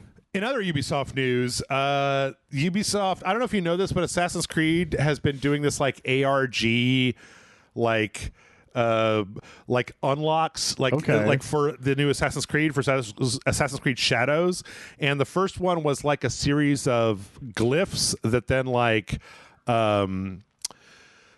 plotted out into a shape, and then that shape, if you put it over a map of Japan, seemed to indicate that the game will be taking place in the Kyoto or in the Kansai region of Japan. And then also there was a second thing where like influencers were sent like this box that then unlocked some new pieces of concept art. Oh, that's fun. That looked pretty cool. I mean, it's like, you know, the problem with this, you know, I think we talked a little bit about this when this was originally announced, but like the problem with this game that I keep coming back to is like, man, are you... It's hard for me to get excited about pictures of like ninjas and assassins in the Edo period in Japan because this is not my fucking first rodeo with this time or this place or this concept. Like, well, not only that, Assassin's Creed is not the big thing it used to be. Like, if this would have happened right after 3 or 4, right, I absolutely would have been excited. Yeah. But this is after so many games that I just don't give a shit about. Yeah. That I'm like, I don't know what it would take for you to make me get into Assassin's Creed again. Yeah, that's a good question. And you know, in case people are interested, we do have confirmation of where the game is taking place. Also, it's always really weird when they send influencer things for that you can never get again. Yeah. The weirdest one I've ever heard about, because I didn't know this was a thing until recently, is that for some reason when Far From Home was coming out, Doritos sent this Doritos bag that had a Spider-Man costume in it. That was just like, the bag was like, you would open it up and then you could like, and the costume would come out, and the bag was part of it still technically. Okay. And it would just like fold into itself, so like you could zip it up, and it's like only for these specific people who had it, and it's like better than the costumes you can buy from like Walmarts and shit. And Michael's like, why But, not like- me? Let me have the Well, Spider-Man costumes. That was the thing that made me laugh, because that was literally like why I found out, because somebody tweeted out saying that exact reason. Yes. They're like, I want this really badly, Right. but I only know like 3 people who have this, and I don't know who else has one. Yeah. I was like, what the fuck? Okay. Let's see. In other Ubisoft news, we found out that this fucking thing, man. You know that Prince of Persia remake that the studios were making, and then they shut down the Is that studios. still a thing? Yep. Well, they took it away from the studios that were making it. The new one? No. The before. Okay. The Ubisoft Mumbai, I think it was. Yeah. And then they moved it to Ubisoft Montreal, who were the studio who originally made it. Yeah. We just got the announcement that They've added Ubisoft Toronto to that team. Oh my god! So now Ubisoft Toronto is also going to be joining in with the remake of Prince. How many fucking studios? I feel like I could have remade Prince of Persia by this point. I was about to say it's a riddle, Jeff. How many studios does it take to make a Prince of Persia remake? Yeah, how hard is it? How fucking hard is it, man? Like, get Unity, and I don't know. Like, I'm not saying game development is easy, but it's not an original property. It's a remake. That's the thing, is it's not. They're not making a whole new Prince of Persia game from scratch. Right. They're making a game that already exists. Right. That has all its plot points and everything. And modern controls. And they don't know. Yeah, this isn't an SNES game they're remaking or a PS1 game. Yeah. This is fucking Prince of Persia. It's a PS3 game. Like, how is this difficult, guys? I don't know. It's just doesn't make any sense to me. Wait, is it a PS3 game or is it a PS2 game? I thought it was an Xbox game.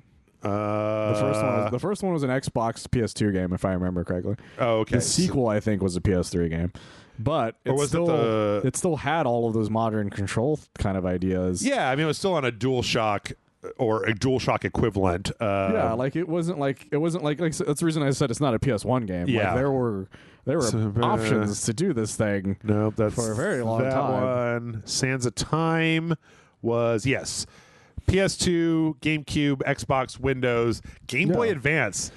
there was a second stick. There were things that was going on in there. Yeah. So like, why is this so difficult? I do not know. I do not know. I still remember that trailer. Yeah. That was so bad. I remember. The remake trailer? I remember when that trailer came out and everyone was like, "Oh, is this a joke? Oh no. Like, what is this? Did you just make this yesterday? Like, this is terrible." Let's see. There's a specific leaker called Midori, not Midoriya. That's from My Hero Academia. Yeah. Midori. Young Midoriya. He told me about this Final Fantasy. Midoriya Shonen. No, Midori is a leaker that does a lot of Persona stuff, and they seem to have ins with the kind of Japanese game development stuff, who came out to say that the Final Fantasy IX remake, because they're remaking Final Fantasy IX, is not in danger, has not been canceled, and is still being worked on. Okay. Because 9 is the last one that people call the last original Final Fantasy game. That's what I've heard people call it. Okay. I like 10 personally, but no, I'm whatever. not saying like 10 to people. 10 is the start of the modern. 9 was a throwback. Yeah, that's what they're saying. Like they're saying 10 was like the start of the modern era, right? And then like 9 was the end of this is like the end of this specific way of doing things. Yeah, which is not entirely wrong, but it's very beloved for a reason. But yeah, this is basically just confirming this because of all the Square Enix layoffs and the fact that they're canceling a lot of projects. Apparently, this project is pretty well along, so it wouldn't be canceled. And then apparently this is not like the Final Fantasy VII remake, where this is much more of a they're redoing the graphics, but it's going to be hewing a lot closer to the original instead of being we're not going to be seeing a realistic Zidane. It's still going to be a weird looking Zidane. It's not going to be here's the hunky Zidane.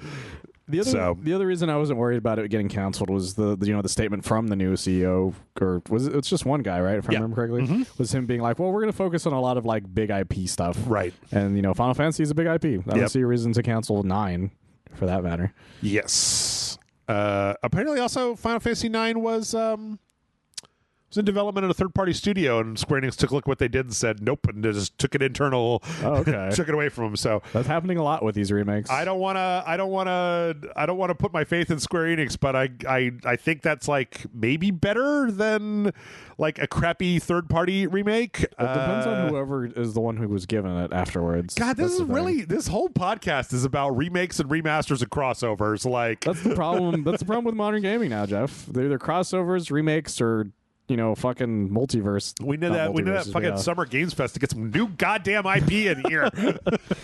We'll find something. Yeah. Just got to keep digging. Speaking of old throwback games, the Team Fortress 2 community is trying their hardest to get Valve to fix TF2. This already happened. There was a big push last week where there's a big petition they want to send to Valve.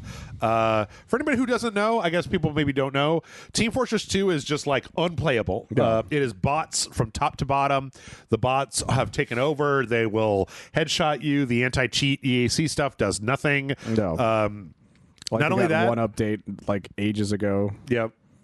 I saw a video online of somebody who was in a bot riddled match who then killed one of the bots, and then instantly one of the other bots like promoted a kick vote, and then all the other bots instantly like voted to kick that guy out of the game. So even if you killed one of them, then you still like you just kicked immediately. That's insane. That sucks. Yeah, shit. It really does. So in 2022, Valve did come out with a tweet saying they were going to look into what they could do, but nothing has happened since then. And this is the community going like, "Hey, fuck faces, we want to play this game, but we would like to play Team Fortress. Please let us do it for God's sake." I'm just picturing that sequence from Invasion of the Body Snatchers when he shoots that bot and then they just all turn and just start pointing at him. Yeah. It's like, oh, fuck. So if you're interested, there's a website.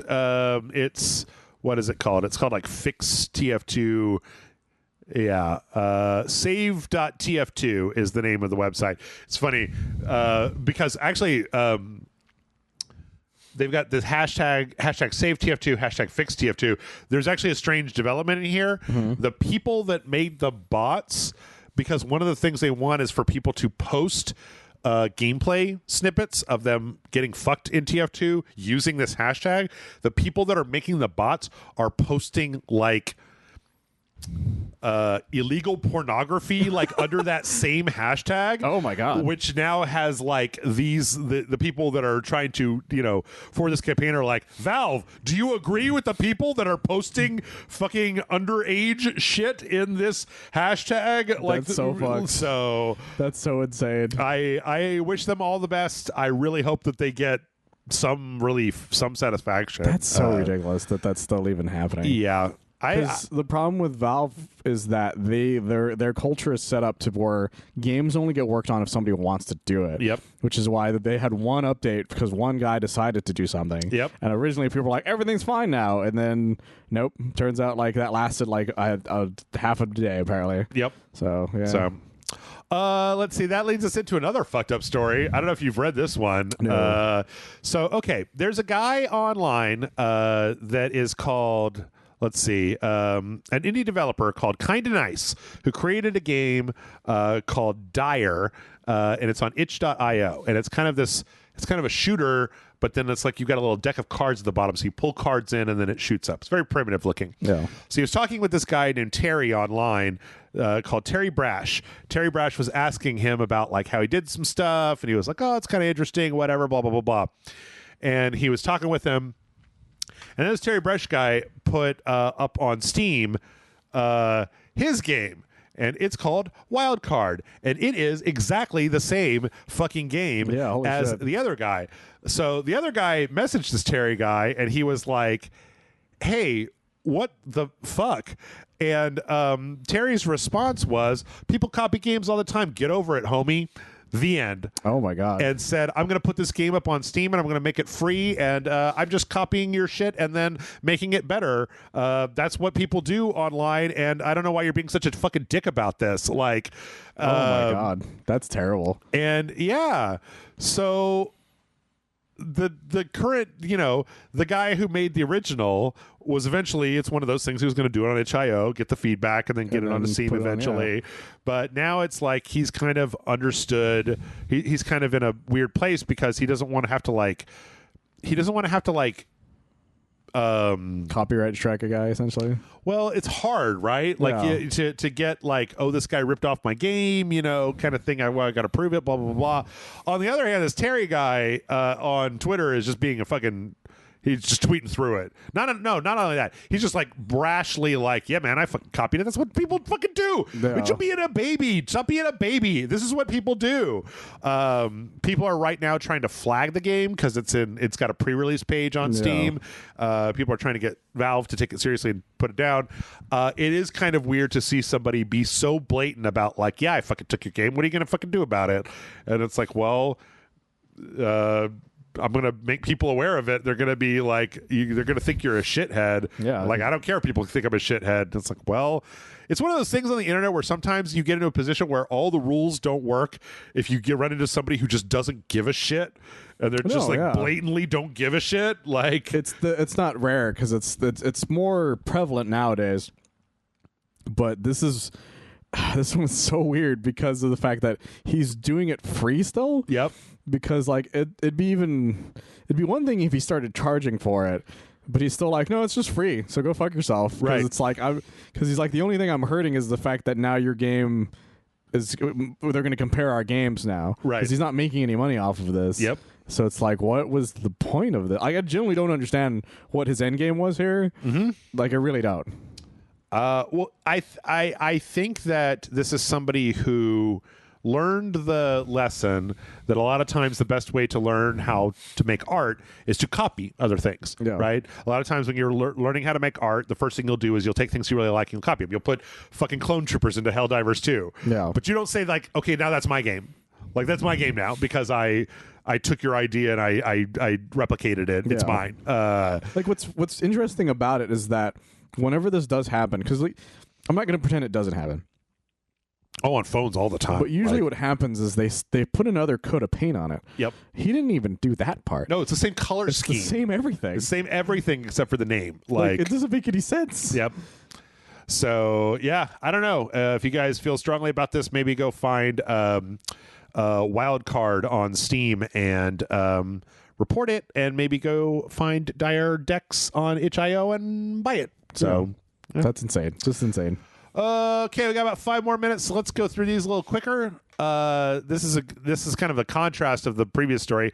The creator of Ultra Kill, somebody, this is so weird too. Somebody posted on Twitter a screenshot of them unzipping a pirate copy of the game Ultra Kill, like to the developer, and the developer came out and said they just put a thing saying, I love pirating indie games. It wasn't directly the developer. Yeah. So the developer saw that, and because you can clearly see what they're unzipping, and came out and basically said, made a statement saying, as a creator of said game, you should support indies if you can, but culture shouldn't exist only for those who can afford it. Ultra Kill wouldn't exist if I hadn't had easy access to movies, music, and games growing up.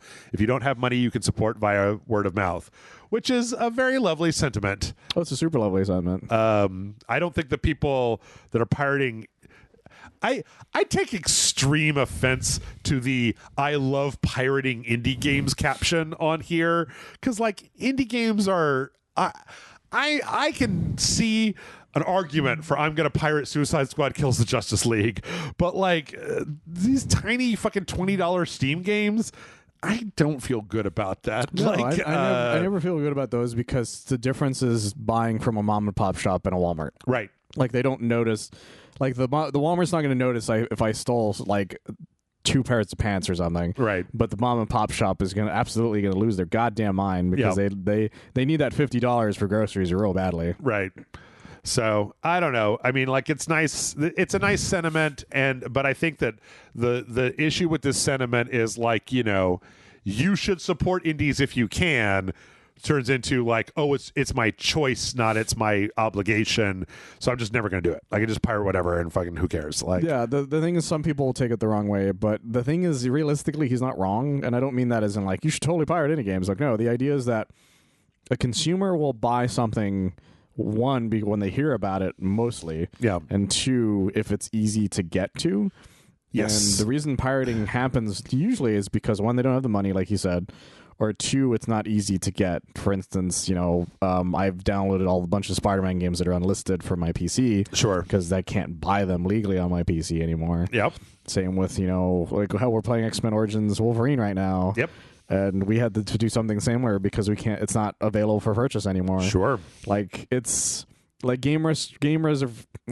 restoration. Preservation. I kept saying restoration. Yes. Games preservation is... pirating is actually the thing that's keeping it alive. Yeah. So it's one of those weird catch-22s that we can't just ban all pirating, because if we did, there's a lot of games no one will ever play ever again. Absolutely. Yep. Let's see. If you got a lot of GOG saves, you might want to check them. Apparently, at the end of the month, GOG is going to start deleting.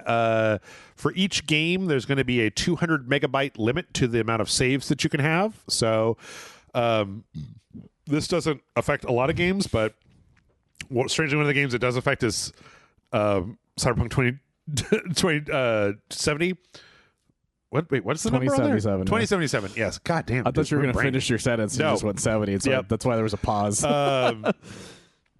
there's a specific tool inside of the GOG Galaxy thing that you can use to check this. It'll have a little red thing if you're over. You can download those saves directly if you want to keep them. It also, this is about as smart as it could be. It deletes the saves oldest first and stops once you get under the limit. Oh, okay. So it doesn't just delete everything. It'll literally delete up to the point where it's like, okay, now you're within the space. So try not to kill off your game. So that's good for them. yeah. So give yourself, if you're using GOG, take a look. It's in a book. Baldur's Gate 3 announced patch 7 coming in September. Patch 7 is the patch that will put official mod support into Baldur's Gate 3. Can't wait to see what you weirdos do with it. Yep. It said coming to you September, patch 7 will introduce an official modding toolkit so you can bring your wild ideas to life. And then what do they say? Like they basically something along the lines of like, so give Lazella a mullet, you only live once. Like That's fun.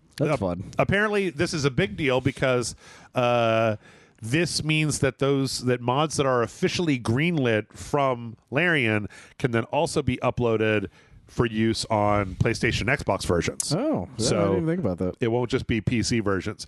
However, this does mean that like the fucking nude patches will not be officially sanctioned. Why would they? That would be an insane person thing to do. Wink, yes. wink. Yes. So yeah. Let's see. Also, there's a lot of nudity in that thing already to begin with.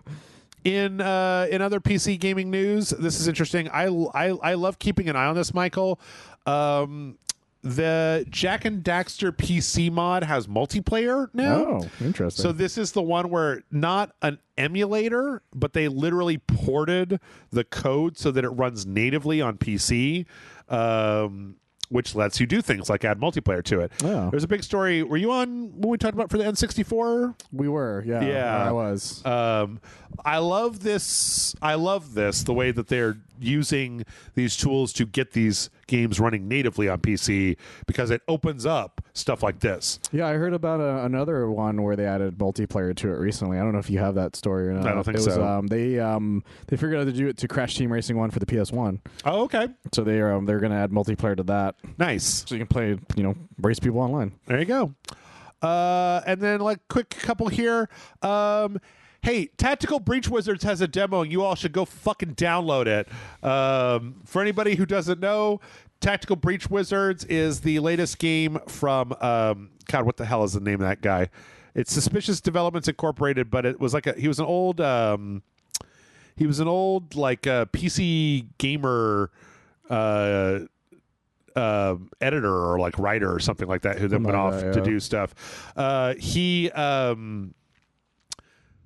He made Gunpoint, aka Asshole Spider-Man. Yeah. And he made Heat Signature, which I think I fucking love that game so much. I made a whole video about how much I love it. Nobody cared. I made a video about how much I love Fallout New Vegas, and everybody fucking was like, "Yay!" I made a video about how much I loved Heat Signature. Everybody was like, "What's that? Fuck off! Goodbye." So yeah, you didn't talk about it enough, Jeff. You talk about it more. Yeah. Well, I went on a rambling explanation of why I liked it, and everybody was like, what? So if they don't know about it beforehand, they won't make it popular, Jeff. That's the sad truth. Anyway, Tactical Breach Wizards is XCOM but with wizards. Like it's like a modern wizard breach and clear turn-based strategy game where you have a bunch of like Gandalfs, but in like tactical robes that then use like hexes to breach the door, and like they've got like wands on the end of like a tack grip instead of a machine gun. Yeah. It's fucking looks great. He's been working on this thing for so long. I forgot about this. I remember us talking about when I think they announced it. I got this story, and then I wrote in all caps in the Discord like, "There's a demo for Tactical Breach Wizards, you fucks!" It's really exciting, actually. It's great.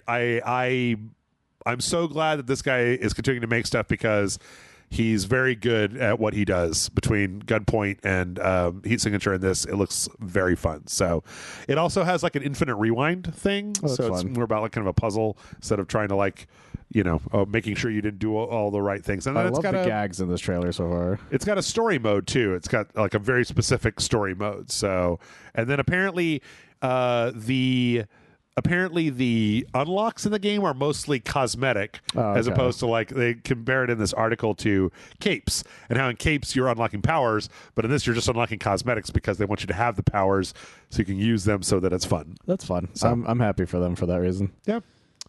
Yeah, go check it out. And then last but not least, we are getting a Fallout. No, we are getting a Yakuza Amazon series. I heard about this. Yes, for one specific reason, ironically. What did you hear about? The reason I found out is because the guy who's going to play Kiryu, he used to be a Kamen Rider. Yes, I saw that. I also looked him up, and he looks way too fucking young to be Kiryu Kazama, even though apparently this is supposed to be like, it's the kind of like early days of Kiryu Kazama. Problem is Kiryu has looked the same for, 20 games or something now? Yeah. It's just gotten a little grayer. Yeah, and we see him in the games when he is young, and it looks exactly the same. Yeah. So not much change for that guy. Yeah. I don't know. It's like that episode of It's Always Sunny with Frank. They're like, shit, he can't be any older than 12. Yeah, so it's going to be called Like a Dragon, Yakuza, Like a Dragon, Yakuza. Or no, Yakuza Like a Dragon. It's coming out October. It's going to be 2 3-episode increments. I realize this had to have been in production for a long time, Michael. Yeah. But I'm getting real fucking tired. It's just like, it's like, oh, you like Fallout? Here's another one of your favorite video games regurgitated into a television show. And it's like, no, I just want like one, man. And it's like, how about all of them? All of them. Open your mouth, you pig. Eat. Look, like, Jeff, we just need to know how many bicycles he uses to beat people up. Yes. And we'll be sold from there. Yes. There's no way. Well, the thing is, okay, what I will be surprised about is if they can make it both as serious and as goofy as Yakuza is, because Yakuza is both very over the top, suspiciously serious, yes, as well as so goofy. What they need is a karaoke part in every episode. Yes, that's the end credits, right? The end credits. It's him doing a different song every time. Yeah. So I don't know. I'm worried. Man, that's a great idea for an end credits. That's another thing, right? I'm worried, and I'm also, I don't know. This guy, I need to see him. It's like the James Sunderland in the thing where like I see all these stills for him, and he looks like he's in a boy band. He looks like he's 12, and I'm just like, how is this guy going to be fucking Kiryu Kazama? He doesn't have the face to be Kiryu Kazama, and he looks like he's 12. Like, these are all older images because Drive came out a long time ago. Well, where is him currently? I don't know. That's the problem. Is that it looks 12, a little more, little 13 maybe. I don't know. Well, the thing, Jeff, is that we have to remember that a lot of these Japanese, because I'm assuming this is a Japanese production. Yes. Their actors tend to just look younger all the time for some reason, and I don't know why. Maybe I need to see him scowling really hard. Like, maybe if you could do that. But even this picture, this promo still from the back, the hair's not right. I'm like, the hair's not right. Son of a bitch. I'm interested to see how this plays out. I'm willing to let myself be pleasantly surprised, but I'm calling no. What you're saying, Jeff, is you want him to be played by Pedro Pascal. Well, they already made a Yakuza movie, right? Wasn't it like there was? I think they did. I just don't remember. Wasn't there a Takeshi Miike Yakuza movie? I don't know, actually. If anybody made one, it would have been him. Well, I know. Okay, so because he made my favorite Ace Attorney film. There was a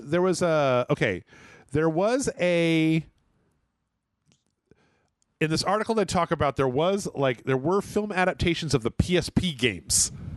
Was there really? Yes, there were 2. You can look up Like a Dragon and you could probably find the Like a Dragon film. There we go. There it is. Takeshi Miike. Yes. That was him. Based on Yakuza. Yes. Who played him then? March 3rd, 2007. Made $5 million at the box office. It was Kazuki Kitamura. Let's see. Oh, why did I open that in an incognito window? Just you don't want people to know that you're a weeb.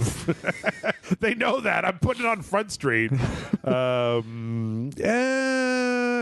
His jaw's much bigger. Yeah. So here he is, I guess, this Kiryu. It's not too bad. He's okay. He's got the outfit. I don't know.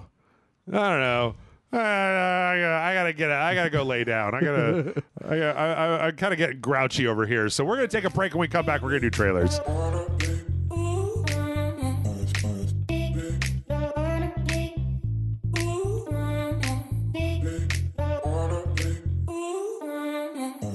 And we're back. And Michael, I have this news story just for you. Yes. I decided to start off the trailer section with Dragon Ball just for you. So we did get confirmation, apparently, that the new Sparking Zero or whatever it's called is going to have local multiplayer. Yeah. So it wasn't confirmed. It was a question. It's a rumor, but it's also not because of the how they found out. Yeah. Because I did hear about this as well. Because it was added to the description page, right? Yeah, one of the descriptors for the Steam page had the mention that because you know how like every game, a lot of games will be like, these are the features of the game, right? So one of them got updated to show. I think it was a PlayStation one. Oh, the PlayStation did as well, because I know Steam did as well, where it mentions local multiplayer. Yeah, because the rumor was it wasn't going to have it because split screen is it's going the way of the dodo, unfortunately. Yeah, a lot of games that were very popular for having split screen, like Halo. Pretty much any shooter really at this point didn't have them anymore, so people were worried it was going to be like Xenoverse 2 where you couldn't do that. Yeah, everything multiplayer had to be at like your friend's house, and you had to be at your house, right? Which destroys the point of wanting to play those sometimes. Of course. And so people were really hoping, and then I think they heard enough people wanting that, so I'm happy if that's the case. Because a lot of weird leaks are happening that way on accident. Yeah. One of them, it wasn't so much a leak as people just thought it, because it's a character that most people assume is going to be in there, which is Ultra Instinct Goku. Because at one point the Steam page icon changed into Ultra Instinct Goku. Oh. And they're just like, come on, guys. Like at least be subtle about this shit. And then they changed it back once people noticed, which was really funny.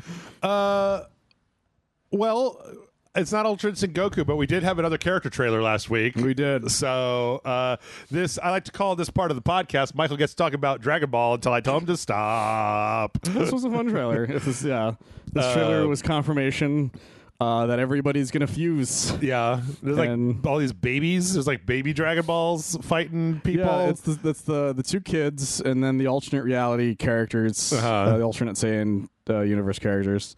Because every one of these characters is known for fusing. Okay. And so it's really cool to see that. It's cool to know that you can use them by themselves again, because a lot of games only put the fusion versions of them now. Okay. And so I'm happy that, you can use Goten again by himself and Trunks again by himself. Okay. And this is one of the few times you can use Kale and Khalifa by themselves. And they do that thing where they touch their fingers together, and then they become the one person. Yes, two of them do the dance, and two of them do the earrings instead. There was one voice line in here where the person was like, "I'm not going to get beaten by anybody who transforms that stupidly," or something like that. Yeah, it's the Vegito versus Gogeta part, because it's the age-old question: which one of these is cooler and strong and also better at fighting? And I've always been in the Gogeta track, because every time Gogeta shows up, somebody dies. Okay.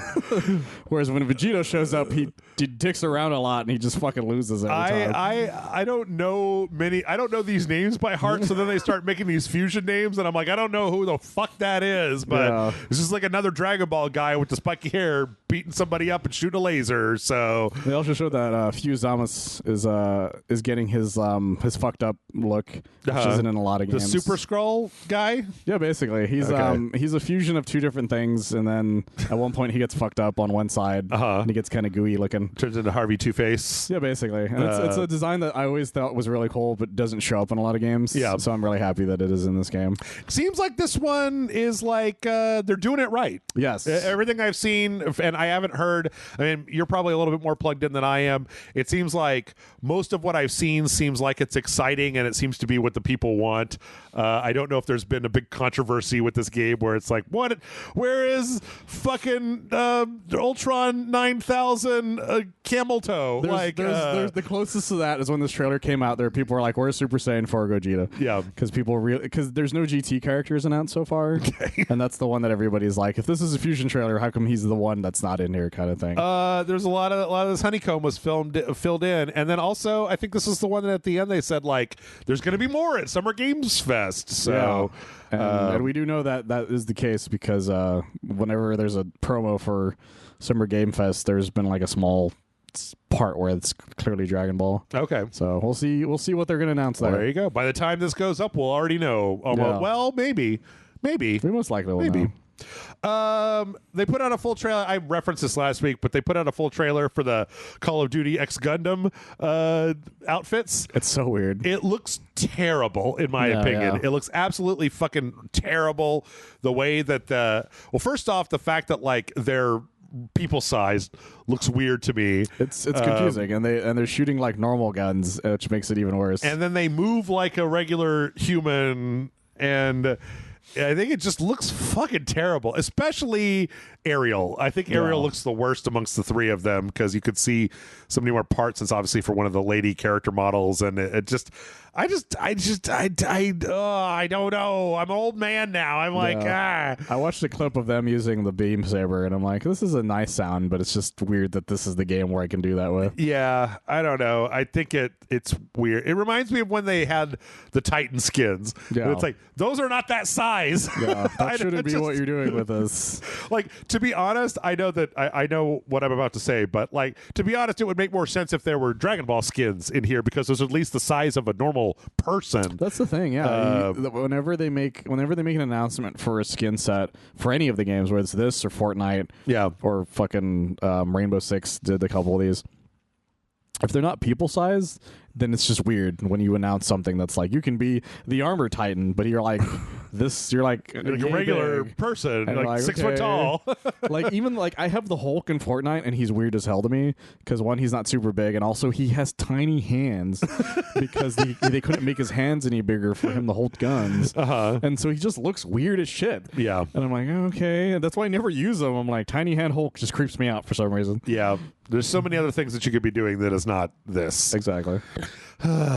Anyway, let's see. From there, we got a launch trailer for Shin Megami Tensei 5 Vengeance. This is actually not launching until this coming Friday. Yeah. Not as we're recording, but when it comes out, 14th, I think it is. Launch trailers are funny that way. They'll be like, this is the launch trailer. And it's like, well, is it out yet? No. It's like a week or two from now. It takes a week for it to come out. Okay. I gotta say, I'm kind of thinking I might give this game another shot because it looks so much better on the modern consoles than it did on the Switch. Oh no, and it'll just run better too. And I'm sure, it'll run a lot better. I don't know. The reason I stopped playing it wasn't for any of those reasons in the first place, but there's just a lot of stuff out at that time. Well, for me, it was because I kind of figured out where the loop in the game was, and it's like, okay, you get to an area and everything is hard, and then you got to grind in there until it's easy, and then you face the boss. Yeah. And I'm like, so I got to another area, and I was like, okay, great, time to grind again, I guess. But man, I fucking love the art style so much. Like, the art style and the story and everything looks so cool that I really want to like this game more than I think I do. So I don't know, maybe I feel like that's every person I've ever talked to who's ever played any Shin Megami Tensei game. Right. They're like, this is really cool, but I'm not very good at this, and I kind of wish I was more into this. Maybe I'll save it for that Metaphor Refin Tazio game or whatever. There's a reason Persona is much more popular than this, because this is the original thing. Persona was a spin-off of this series. Yeah. But this is the one that gets like the least amount of things out of the two. Yeah. So yeah. I don't know. Hopefully, I don't know. Maybe they'll retune it a little bit too when it comes out for these consoles, or maybe I'll just start playing it again, Michael, and I'll just play it on easy.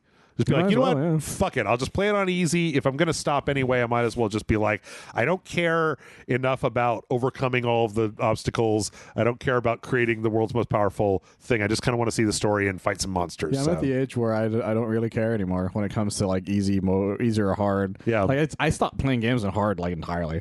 Like unless the normal mode is too easy to me, and that's very rare nowadays. Right. So yeah, I don't know. It's coming out. Let's see. From there, we got the launch trailer. Speaking of launch trailers, we got the Dead by Daylight Dungeons and Dragons launch trailer came out, showing all the. I don't know. It's weird because they've got this whole trailer where they're like in this medieval fantasy setting, but then it seems like I don't know, at the end the ad was for like one skin and then the killer. I guess maybe it's in this level. I don't really know. It didn't mention the level. I think though most of the killers have their own level though, right? Where it looks like they're in this game. So it does match up pretty well with the kind of D&D aesthetic. It does, and it helps that like, you know, they whenever they make these things, they actually really go all in on them. Yeah. And it's good that they did that with this, I feel. Yes. So yeah, that's Vecna and then the new Bard Survivor. The only downside is that this is a Dungeons and Dragons thing. You can't fuck the villain in. So yeah. I'm sure somebody wants to, but it's not me. They're gonna mod it at some point. Let's see. Speaking of weird shit, we got an announcement that they're putting out a demo for The Altars, which is that weird game where it's like you're on the big wheel ship and then you summon versions of yourself from other timelines. Yeah.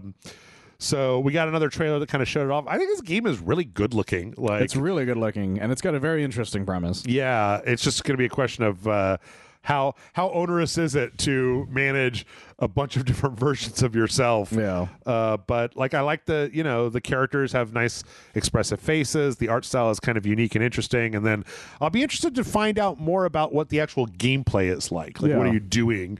Like, there's a lot of emphasis on the concept, but I'd like to see more of like, what does it look like when you're playing the game? It's a crazy idea. Yeah, it is kind of weird.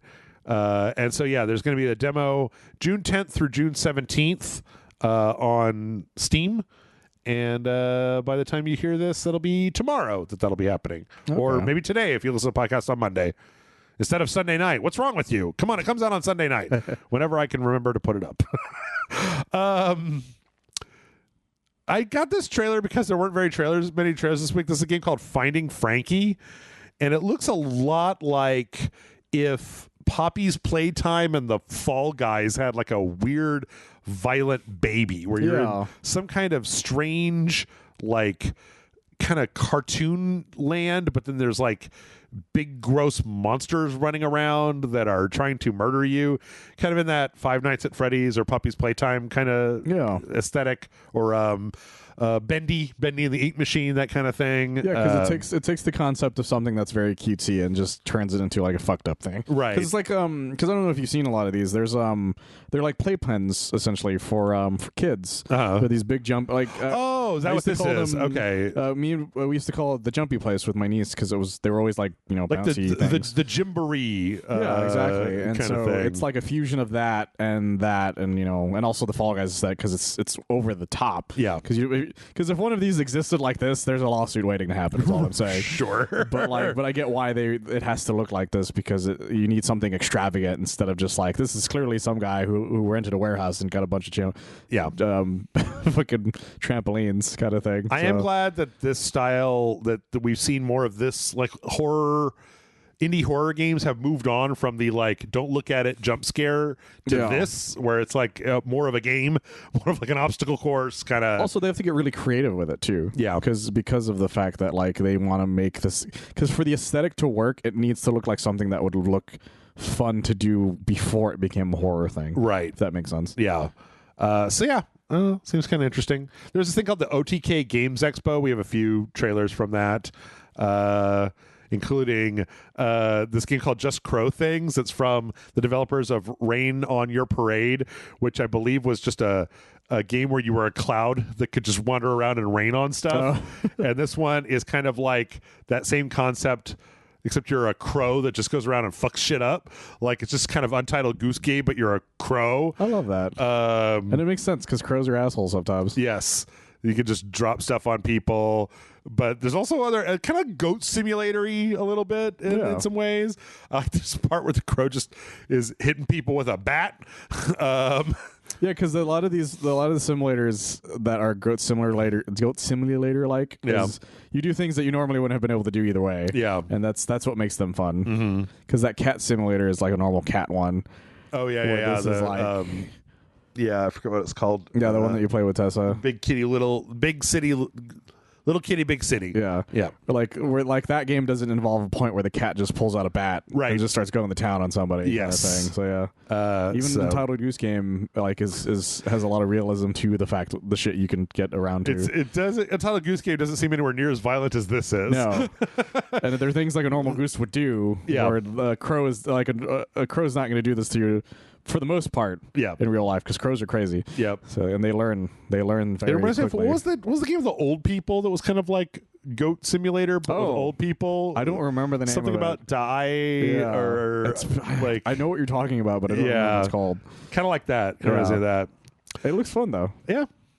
Another game we saw from that same OTK Games Expo is called World's Worst Handyman, which is another kind of comedy game where you play as a guy who's like a bad handyman and you're kind of running around these worlds trying to like avoid or trying to do jobs but also avoid like peril and like there's some weird things here where it's like cut down this tree with like a katana. It seems like a kind of a Untitled Goose Game inspired mayhem and weirdness sandbox game, which I like those games. When are we going to get a new Octodad game? That's what I want. I would be cool with that. I want Octodad too. But this looks like an Untitled Goose Game, except people actually like murder poor Dave over here. Yeah. What I love about the trailer when it shows him doing a triumphant pose, he's holding the hammer upside down. Right. Well, he is the world's worst handyman. I love that. That's a fun character trait. September 2024 is apparently when that's coming out. So poor guy. Let's see, Michael. This is a joke, but I didn't know it existed. But it is a joke. So the Readyverse, which is. Do you know? It's like I'm sure it's the it's Ready Player One's verse. It's also Web3, AI, crypto. Wait, what do they call that? Metaverse. The Web3 or whatever. Yep. Yeah, they just made his character. They made Parzival from the movie. And then, like... Is that legal? I don't know. They also appear to have an AI thing where what they're saying is that you could just type, like... generate furniture, and it'll say what kind of furniture, and you're like, a chair, and then it just makes a chair, fully rendered 3D chair that you put in the game. This will not work like this. I swear to you. This will never work like this. And it's like, generate a new landscape. Now, what kind of landscape would you like? And it's like a distant planet, and it's a fully realized distant planet. No AI generator does this. What I love about the planet thing is it's like clear that it's just him standing in one specific spot. Yep. And it's like a thing just around him. Yep. Oh god, there's a bored ape. And then like Jesus. Generate music, and then like meet up with your friends and play horrible games. They have one game, quote unquote game they show. It's a little boxing game with the Parzival guy and then fucking the other guy, like some just generic boxing man, and they're going into this Muhammad Ali boxing game, and it looks fucking terrible. When you were showing me this, I thought this was a joke trailer. No, for something that like Devolver was doing. No, because I didn't think somebody would realistically try to make this. Actually, I believe they call it the Readyverse. Yes. I don't even think it's officially licensed. There's no way it is. Like I tried searching for the Readyverse, but all I got were links to Ernest Klein and Readyverse Studios co-founders bring IP/brands to open metaverse. This is real. Is this real? This is real. Oh my god! I think this is a South by Southwest thing. I believe this is real. It could be not. Well, check the description. The description of the original trailer. Visionary, futuristic creator of groundbreaking franchise, Ernest Klein envisioned a future forever changed by technology, yada, yada, yada. Now that future is upon us. The recently announced Readyverse Studios was co-founded by Klein, Ready Player One producer Dan Farah, and Shara Senderoff and Aaron McDonald, who co-founded Futureverse, a leading AI and metaverse technology and content company. Yeah, this is real. Go back to the original trailer and look at the description for that. Oh, for this one? It should tell us 100% what's going on. Yeah, this is watch a trailer for your first glimpse into the user experience Readyverse, leveraging Web3, AI, GC, and metaverse technologies to enable users to choose who they want to be and create the worlds they want to explore. This is real. This is real. Ernie Klein is a local. Yep. Who I now want to find. Yep. And slash his tires. Yep. This looks so bad. This looks really bad. It looks so bad. Also, I will not actually do that. It's obviously going to be broken. Oh, no. Or it's never going to come out, or it's going to come out and be broken. No, it's going to come out, and no one's going to let them use their IPs. Yep. And it's going to be terrible. Well, and they're also going to want you to buy it with crypto or something. Like it's going to be terrible. It's going to be terrible. But then on the other hand, you know what? It's like, did Ernest Cline read his own book? The metaverse was not an aspirational thing. It was like, based on what I've heard about the second book, dystopian. He doesn't understand it either. Okay, because I heard that second book is fucking terrible. I didn't bother. The first one was bad enough for me. So there you go. Do you want a good book recommendation? I just started re-listening to I got tired of listening to podcasts. I just re-downloaded and I started re-listening to what is the Martian? Andy Weir has a book called Project Hail Mary that I really, really like. And it's actually better as an audiobook because it's about a guy and then there's like an alien, and the alien's language is all in like garbled voice, which is like part of the story. So it works better. It works better. It. Yeah. But when does the Joker show up in it, Jeff? Never. Let's see. Speaking of rehashing old bullshit, the Hitman 3 is coming to the Meta Quest 3. Oh, that's fun. It's called Hitman 3 Reloaded, or Hitman 3 VR Reloaded. The big thing they showed, it's a pre-rendered trailer, a lot of Agent 47 in the shadows doing stuff, but the thing that they do at the end is he opens up a door and it kind of goes into the actual game, is that this VR version will allow you to dual wield, something you haven't been able to do since like I think Blood Money or something like that. And you had to reload both guns and it took forever. Dual wield pistols. So yeah, I never thought, I don't know why they keep wanting me to play Hitman in VR. I don't want to do it, but sure. They know somebody wants to do it. Somebody wants to do it. Just show me that James Bond game already, you fucks. Yeah, I almost forgot that happened. I want to see it. I want to go to there. Let's see. We had this is just icing. We could probably skip this. We got time. The Multiversus Jason versus the Multiverse like cinematic. Oh yeah, because his is the third Rift. Oh, okay. So they made this. I hope they keep making these custom cinematics. I like them. Because you remember when we started the Joker one, it played that cutscene. Right. When you do that Rift, it'll probably play this cutscene. Right. So this is Finn and Gizmo and Velma hiding from Jason Voorhees, and then he shows up. You guys know he's going to murder Gizmo, right? He's going to cut Gizmo's head off. Like, that's what's going to... Jason Voorhees is not here to ironically pet Gizmo. He's going to do horrible things to all three of these He's going to put Finn from Adventure Time in a sack and then slam up against a tree until all his bones are broken. Yeah, those guys are dead based on that cut. Yes. Which is, again... the thing I've been saying about Jason Voorhees this entire time about like, why? But why? Yeah, they're dead. They're super dead. Yeah. Let's see. From there, we got the release date trailer for Wild Bastards. Oh, yeah. So this is the outer space, Western-themed follow-up to Void Bastards. Which I really enjoyed. Yeah, I know. So I'm hoping that this is good and that it's, like more of the same, but also more than that. Yeah. More of the same. So they kind of go through and show a lot of the characters. They've got great character designs. It reminds me a little bit of like a weird outer space Desperados, that old LucasArts Western. I can see that.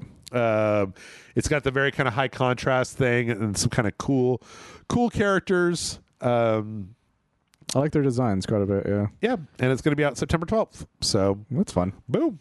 I look forward to playing it. The first one I think was on Game Pass, wasn't it? I think it was, because I think it's how we played it. Because I also think that was the way a lot of people heard of it. Like it got bigger than it maybe would have if it wasn't on Game Pass. Yeah, because it was all procedurally generated, and it was a pain in the ass if you didn't know what you're doing. Yeah. It was great, though. I ended up playing all the way through it in my spare time. So, Metal Slug Tactics has a new trailer and an official release window. Completely forgot this was happening. Yep. Remember that? It was like 2 years ago. Yeah. It's coming this fall. And they put out a short trailer, which continues to show more of what appears to be Metal Slug, but a tactics game. For a while, I was one of the only people who knew it existed because I would bring it up being like, I wish this wasn't the new Metal Slug. I like it. I like a good, well, I hope it's good. I like a good tactics game. Yeah, if it's good, then, that's great. But, I just want another Metal Slug game. Yeah. So I get you. I hear you. But I'm still excited. No, I get it. I like tactics games. I get it, Jeff. You love the tactics. You get your most favorite, most wish listed Dragon Ball game this year. That's true. I want the tactics game. But I want it all, Jeff. I can have it all. Well, hey, you know what? In 2 weeks, I get the fucking DLC to Elden Ring. That's true. I'm going to keep bringing this up so everybody knows. On 6/21, a.k.a. 6/21 from Armored Core 6. I don't know if they did that on purpose, but if they did, I salute them. I'm very excited for you, Jeff. Riven, the Riven remake. Did you know they were remaking Riven? I did not. The Myst sequel is getting a full-on remake like they did for the first Myst, and it now has a release date. So we got a very long trailer full of Riven stuff from Riven. It looks very nice. I got to imagine these are fun games to remake because they're not exactly the world's most difficult. No, yeah. You don't need to worry about the physics of exactly certain things. Yeah. Because as long as the things do what they're supposed to, you'll be fine. Yes. It's funny because this is a release date trailer, but I don't know if they don't say it, where it is on this screen, if it's underneath this game trailer put a thing, because it's coming out on June 25th. Okay. So right around the corner. Yeah. Yep. Let's see. And then here's a few other things. We found out that Kena Bridge of Spirits is coming out on the Xbox. Oh, good for them. So that was a PlayStation 5. I think it was shown off for like PS5 launch. It was, yeah. Stuff. It was and it actually got very good reviews. Yeah. It's just a lot of people I don't know really ended up playing it. Yep. I tried and it ended up kind of falling off after a little while. But yeah, that is coming to Xbox in August of this year. So yeah, they had a lot of bow people for that beginning trailer stuff. Bow people, because it was her, that one lady that was like doing the running one. That had the Endless Path of the Endless, and then there was Horizon, so everybody had a bow. Oh right, I was like, look at all these PS5 bow people. I don't think she has a bow though. She just has a staff. Which one? Kena. No, she makes like she sometimes does like an energy thing where she shoots at it. I remember that. That was literally the thing we just like that. Oh, okay. Well, there you go. That was the reason I remembered. And then we also got a trailer, not a game, but for Netflix's Lara Croft Tomb Raider animated show that they're putting out later this year. I found that was also made here. Is it Powerhouse? Yeah. They do a lot of stuff for Netflix. I was talking to somebody, because I know somebody whose wife works for them. Yeah. And we started talking about their shows. I don't know if I know them anymore, but I used to know a lot of people that worked at Powerhouse because they went to school with me. Oh, okay. And the best of them all went to go work for Powerhouse. And I was like, I'm going to work for Spill.com. So I could have been making Lara Croft Tomb Raider, but instead here I am talking about Lara Croft Tomb Raider from the air-conditioned comfort of my own home. So who really won here? So who's the real winner when you think about it?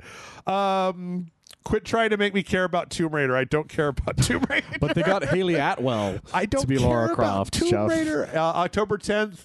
I feel like for 30 years they've been trying to make me care about Tomb Raider. And for 30 years I've been like, I like the idea of her, but I've never really gotten into her games the way other people did. And that doesn't mean the games are bad. It's just they weren't always for me. Yeah. I never even played the remake ones that everybody really loved. I played the first one. But then I didn't play the second two. Everybody said they were good, but I just never did. I liked the first one. Didn't care as much for the second one. So, all right, let's wrap it up with a few releases. Hey, that Bloodborne Kart, Nightmare Kart, not the Bloodborne Kart, Nightmare Kart is out on Steam and it's free. So you can go get it from Steam. We're probably going to throw it on the dojo at some point, even though I found myself watching the release trailer for it and being like, I'm less interested.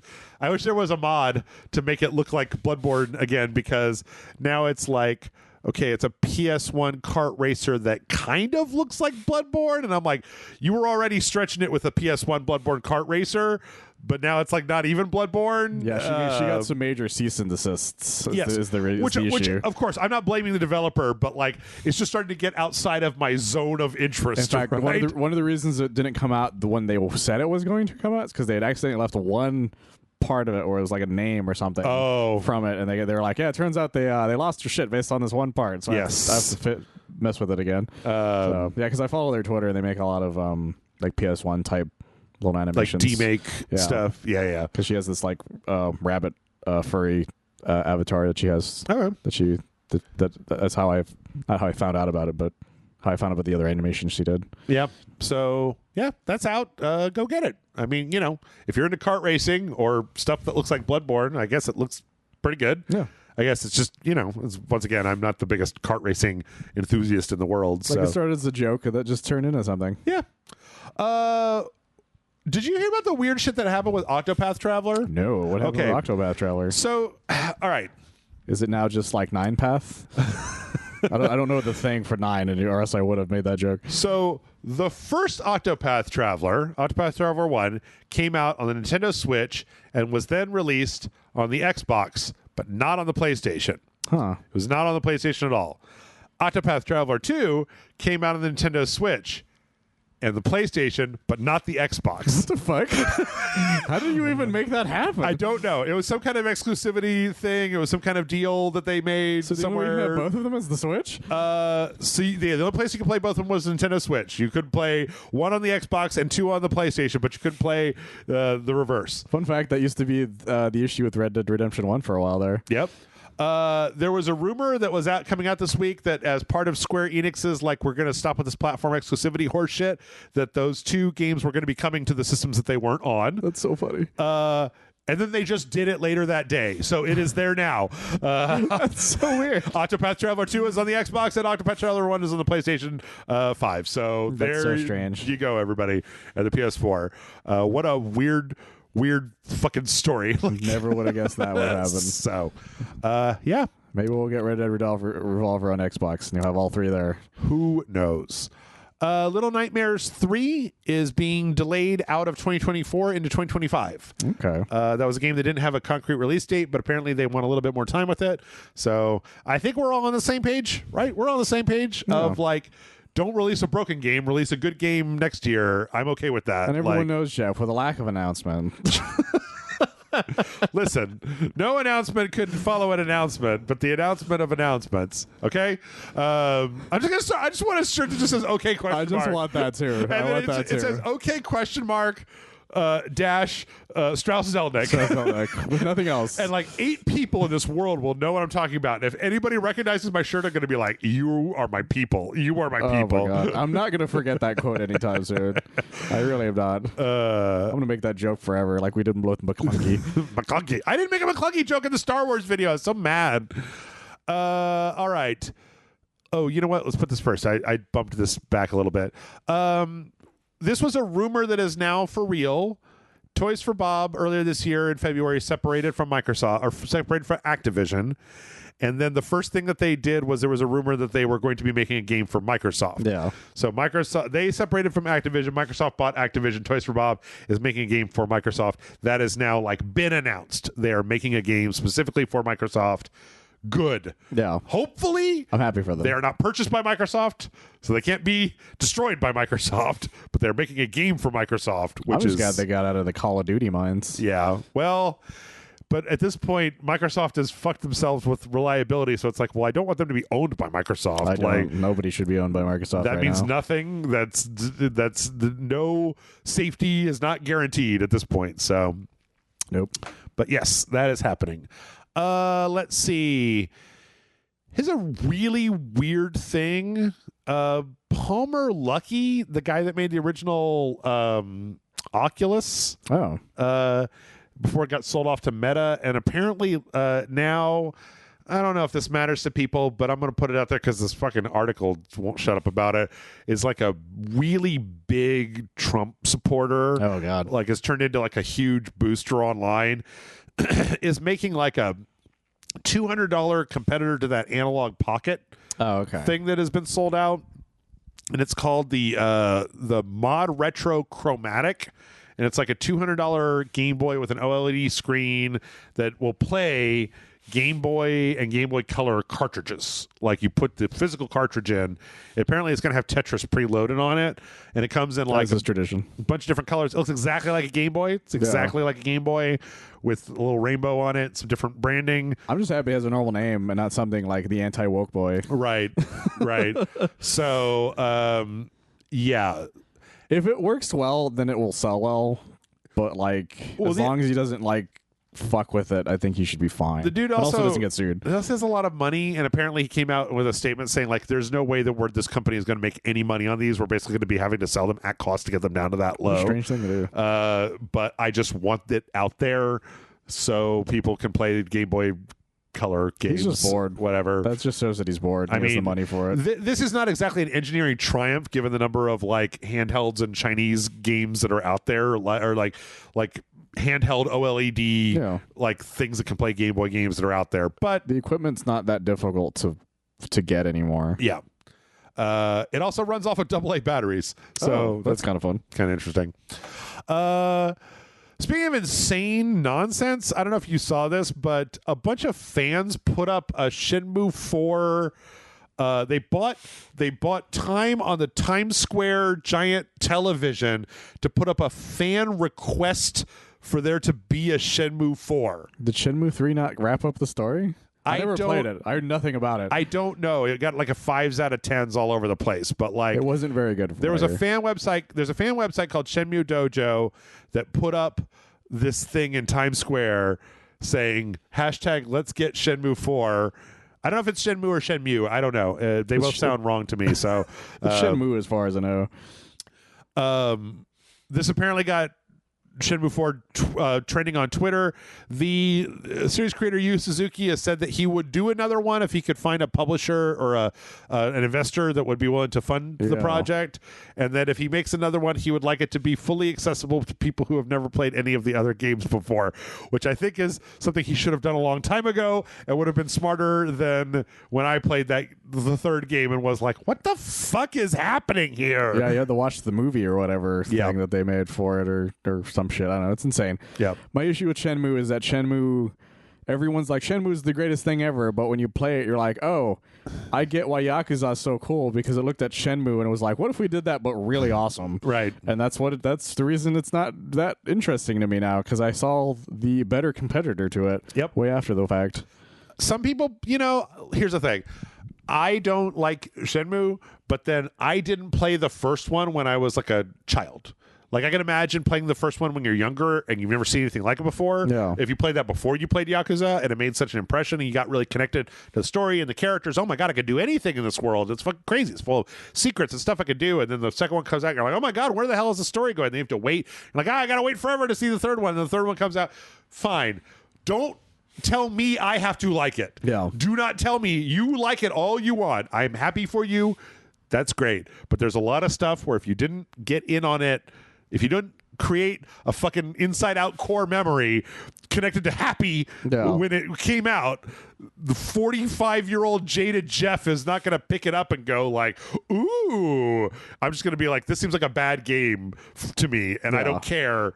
You can make all the excuses about why it's not a bad game, but to me, it just seems like a bad game. And they just made the game again, but newer, but not. They didn't improve it as far as I know. Sort of. There's a reason nobody talks about Shenmue 3 now. Yeah. It's just, it came and went, and then I don't know anyone who was like, this is the best. I understand why Shenmue is great. Never happened. They talked about it a lot, and then it came out, and then it was there for a week, and I've never heard of it ever again. Boom. Here's some stupid shit, Michael. Somebody paid over $1 million for a Counter-Strike skin. Oh no. Yeah. What does it do? It's a skin. It's just a skin for an AK-47. It's an AK. It's a skin for a gun? Yes. It is a blue something.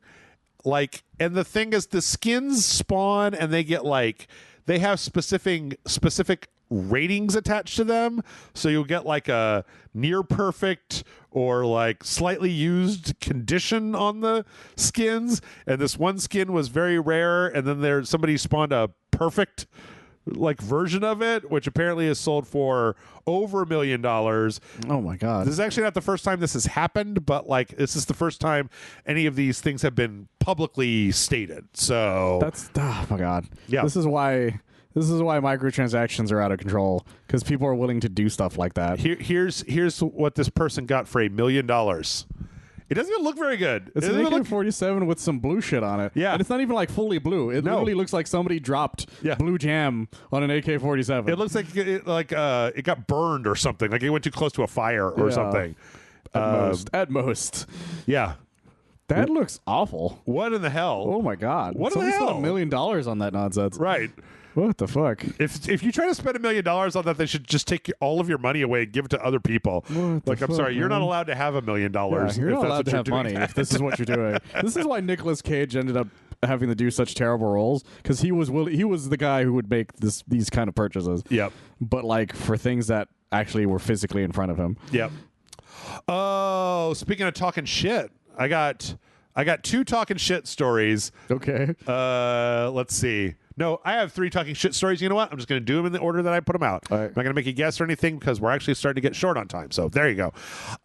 There's a game that came out a little while back called Cryptmaster. Do you know about Cryptmaster? Vaguely. It's like a black and white game, and then you type to do stuff. Yeah. So it was found out this weekend that during the tutorial on Cryptmaster, there is a point where the Cryptmaster tells you to type in like jot or bop or something like that. Was it past here? There we go. Let's see. Hit. HIT hit. He hints that you should type it. If you don't, he tells you that you should type it. If you continue not to do that, what happens next is amazing. He comes up and says, "Stop. Okay, I think we need a word. In fact, I think I'm going to have to crack the fourth wall just a little. Frankly, I don't think this is the type of game for you. All you had to do was type the word hit. I hinted, and then I outright instructed you. I even used 2 separate tooltips. What I'm saying is, it isn't my fault if you didn't get it. Now, I hope you haven't even been playing the game for 2 hours. Have you?" Oh my god. And then goes on to say, "Good. Well, what you need to do is select the game in your Steam library, then click on support, and there will be an option to ask for a refund, and you should select the game is too hard as your reason for wishing to do so in the box. In the box for additional comments, you might also like to add something like, I'm an imbecile, or words to that effect. Hurry, though. Time is ticking." I've never in my life seen a game that literally tells you to refund it because you're too stupid to play it. That's so great. And that's great. Shit. Now, of course, no one would ever. If you can't type HIT, this is not the game for you. Yeah. If you generally cannot spell, he's gonna be like, don't. Yeah. Just get your money back, man. Just get the fuck out of here, man. And so I think that's amazing. Also, the person that posted this on Twitter, the account the account for this game, it talks like the Cryptmaster, and so his response was, "You disgust me, but I like you." So there you go. That's amazing. He's just excited somebody found it. Yep. So there you go. Next, you might have heard about this one, Michael. Did you hear about Shadow the Hedgehog? I did. This I is did great. hear about this because everybody's like, we need to find these. Yes. So apparently, the voice actor for Shadow the Hedgehog, Jason Griffith, did all the voices for it. Now, when they were doing all the voice recording for Shadow the Hedgehog, it turns out that Sega wasn't entirely clear whether they were going to make this game like a hard M, like an actual swearing M-rated video game where they're going to lead into the edgelord part of Shadow. And so apparently every take was done with like light swearing, and then also there's a take with like hard fuck the entire time. The example that he gives is one where he's like, what does he say? Like, Sonic, give me that fucking Chaos Emerald. And apparently all these lines were recorded for Shadow the Hedgehog of him dropping F-bombs and being crazy. They weren't sure yet if he was allowed to curse. Right. And they're like, okay, we'll just do it in case they say, hey, this is going to be a hard M-rated game. What's the thing above E for everyone? It's like... it's T. T for teen, right. Because whether it's going to be T or an M. Yeah. And now everybody is like, we must hear this. Yeah. Please, Sega, please. We need to find this. And so, like, cause, like, oh my god, finding out that is such a fun, insane person thing. Because stuff like that happens sometimes, but usually it's like leaked bloopers. Yeah. Like somebody found a bunch of leaked bloopers for the Dragon Ball English dub team. And they say some fucked up shit. it like you hear like there's the Goku voice one gets used a lot. Yeah. Because of like how fucked up it is. And so people were like, I want that so I can do a bunch of those animations using that. Because that would be so much fun. I want a full mod team to restore that in the game. I would play that game if it was an M-rated Sonic game where the fucking edgelord Sonic is dropping F-bombs all over the place. I want that. I would play that. That game is terrible, but I would play it if it had all that in it. And you know how I feel about Sonic games, so there you go. And last but not least, we've got one more shit-talking thing. I think you might have seen this. This might have even been what you were talking about before. Did you see this? I did. With the Black Adam? That's Rick. It made me laugh when I found out about it. So the Joker, the Batman Who Laughs is a specific skin for the Joker, and he's got a bunch of voice lines for the various characters. And apparently one of the voice lines, if you're fighting against Black Adam, is, aren't you supposed to be rearranging the hierarchy or something? And that goes back to when The Rock was doing PR for Black Adam. And he said, yes, this new movie's going to like completely rearrange the hierarchy of the DC universe. And then it was just complete flop and nobody cared. The hierarchy will, I forgot the exact quote. I think it's just the hierarchy will change, I think was the exact quote. Yeah. And I remember everybody being like, what the fuck is he talking about? Quote, the hierarchy of power in the DC universe is about to change. Right. That was the full title. Yeah. And yeah, they really, oh my God, the synergy. It's so funny to go back and look at the comics that were coming out at the time. Yeah. And also this game to be like, look at all the Black Adam synergy that did nothing. Would it be too much if he only said that if you were using the Dwayne "The Rock" Johnson Black Adam skin? I wish it did, but it doesn't. Because when the video I saw was him talking the normal Black Adam. Yeah. Because if it was only that one, it would have been so fucking funny. Oh my God. It's really funny, and I think it's kind of amazing, and I think that. Do you think that the executives at Warner Brothers signed off on this, or that they just did it because they thought it would be funny? I think they just did it because I don't think anybody would allow them to do that. Like I don't think anybody would let them make fun of it. allowed them to do it if it worked. Do you think The Rock would have let them do it? No, you don't think so? The Rock is vindictive as hell about shit like that. Oh, I don't know. He in his claw, and that's one of the reasons people don't like his movies anymore. In his contract, none of his characters are allowed to lose. Oh yeah, that's right. And then also he's like, him and Vin Diesel like are always like butting heads over like which one of us is like really the main character of life, essentially. Right. Yeah. Like The Rock is not like the guy he said he portrays nowadays. The fun-loving criminal that he appears to be. Like he was like back in the day, but like his ego got so fucking big and nobody was willing to squash it until the Black Adam failed. And finally he's like, I want to be a real actor again. And now he's doing that A24 movie. Yeah. Because everybody was looking at like the three. Because this is the fun part, is the hierarchy of wrestling actors changed. Because everybody's like, wait, John Cena and Dave Bautista are actually really good actors. And The Rock is like terrible, so like nobody gives a shit about him anymore. Yep. That's the podcast. Yep. That was one more podcast. Next week, Michael's going to be coming back over here. I think we're going to have to like break for like dinner or something because Probably. Next week we're going to try to be doing all the Summer Games Fest stuff. We'll try to get through it as best as we can. My goal is to not do every individual fucking thing, but I always say that and then I always end up fucking doing it anyway. So it's because you watch them all and you're like, I'm not going to waste my time. I may just skip everything, but like Summer Games Fest, Devolver, Xbox, Ubisoft. Like that's 4 conferences. Those are the main ones. There's Everything in between else... is like Future Game Show, Day of the Devs, Cozy Game Show, all We've that never nonsense. gotten any fun out of half of those. So, yeah, it's always a slog. So just like, oh, it was a game about needlepoint. Yeah. Woo. I'm sure we'll find out about it later when we can talk about it the next time or something. I don't know. Yeah, it's not like you and I never talk about fucking video games. Yeah. So. It's not like these other news stories never come back ever again. All right. Well, you know what, Michael? Why don't you tell them where they can find when you're not over here talking about video games, and we can wrap this up. You can find me on oneofus.net. We do a lot of movie and television reviews. My last review was for Furiosa. There you go. Yeah, go check it out. And then, hey, if you made it all the way to the end, maybe be a sport, go to patreon.com/RageSelect. Helps out. That's it.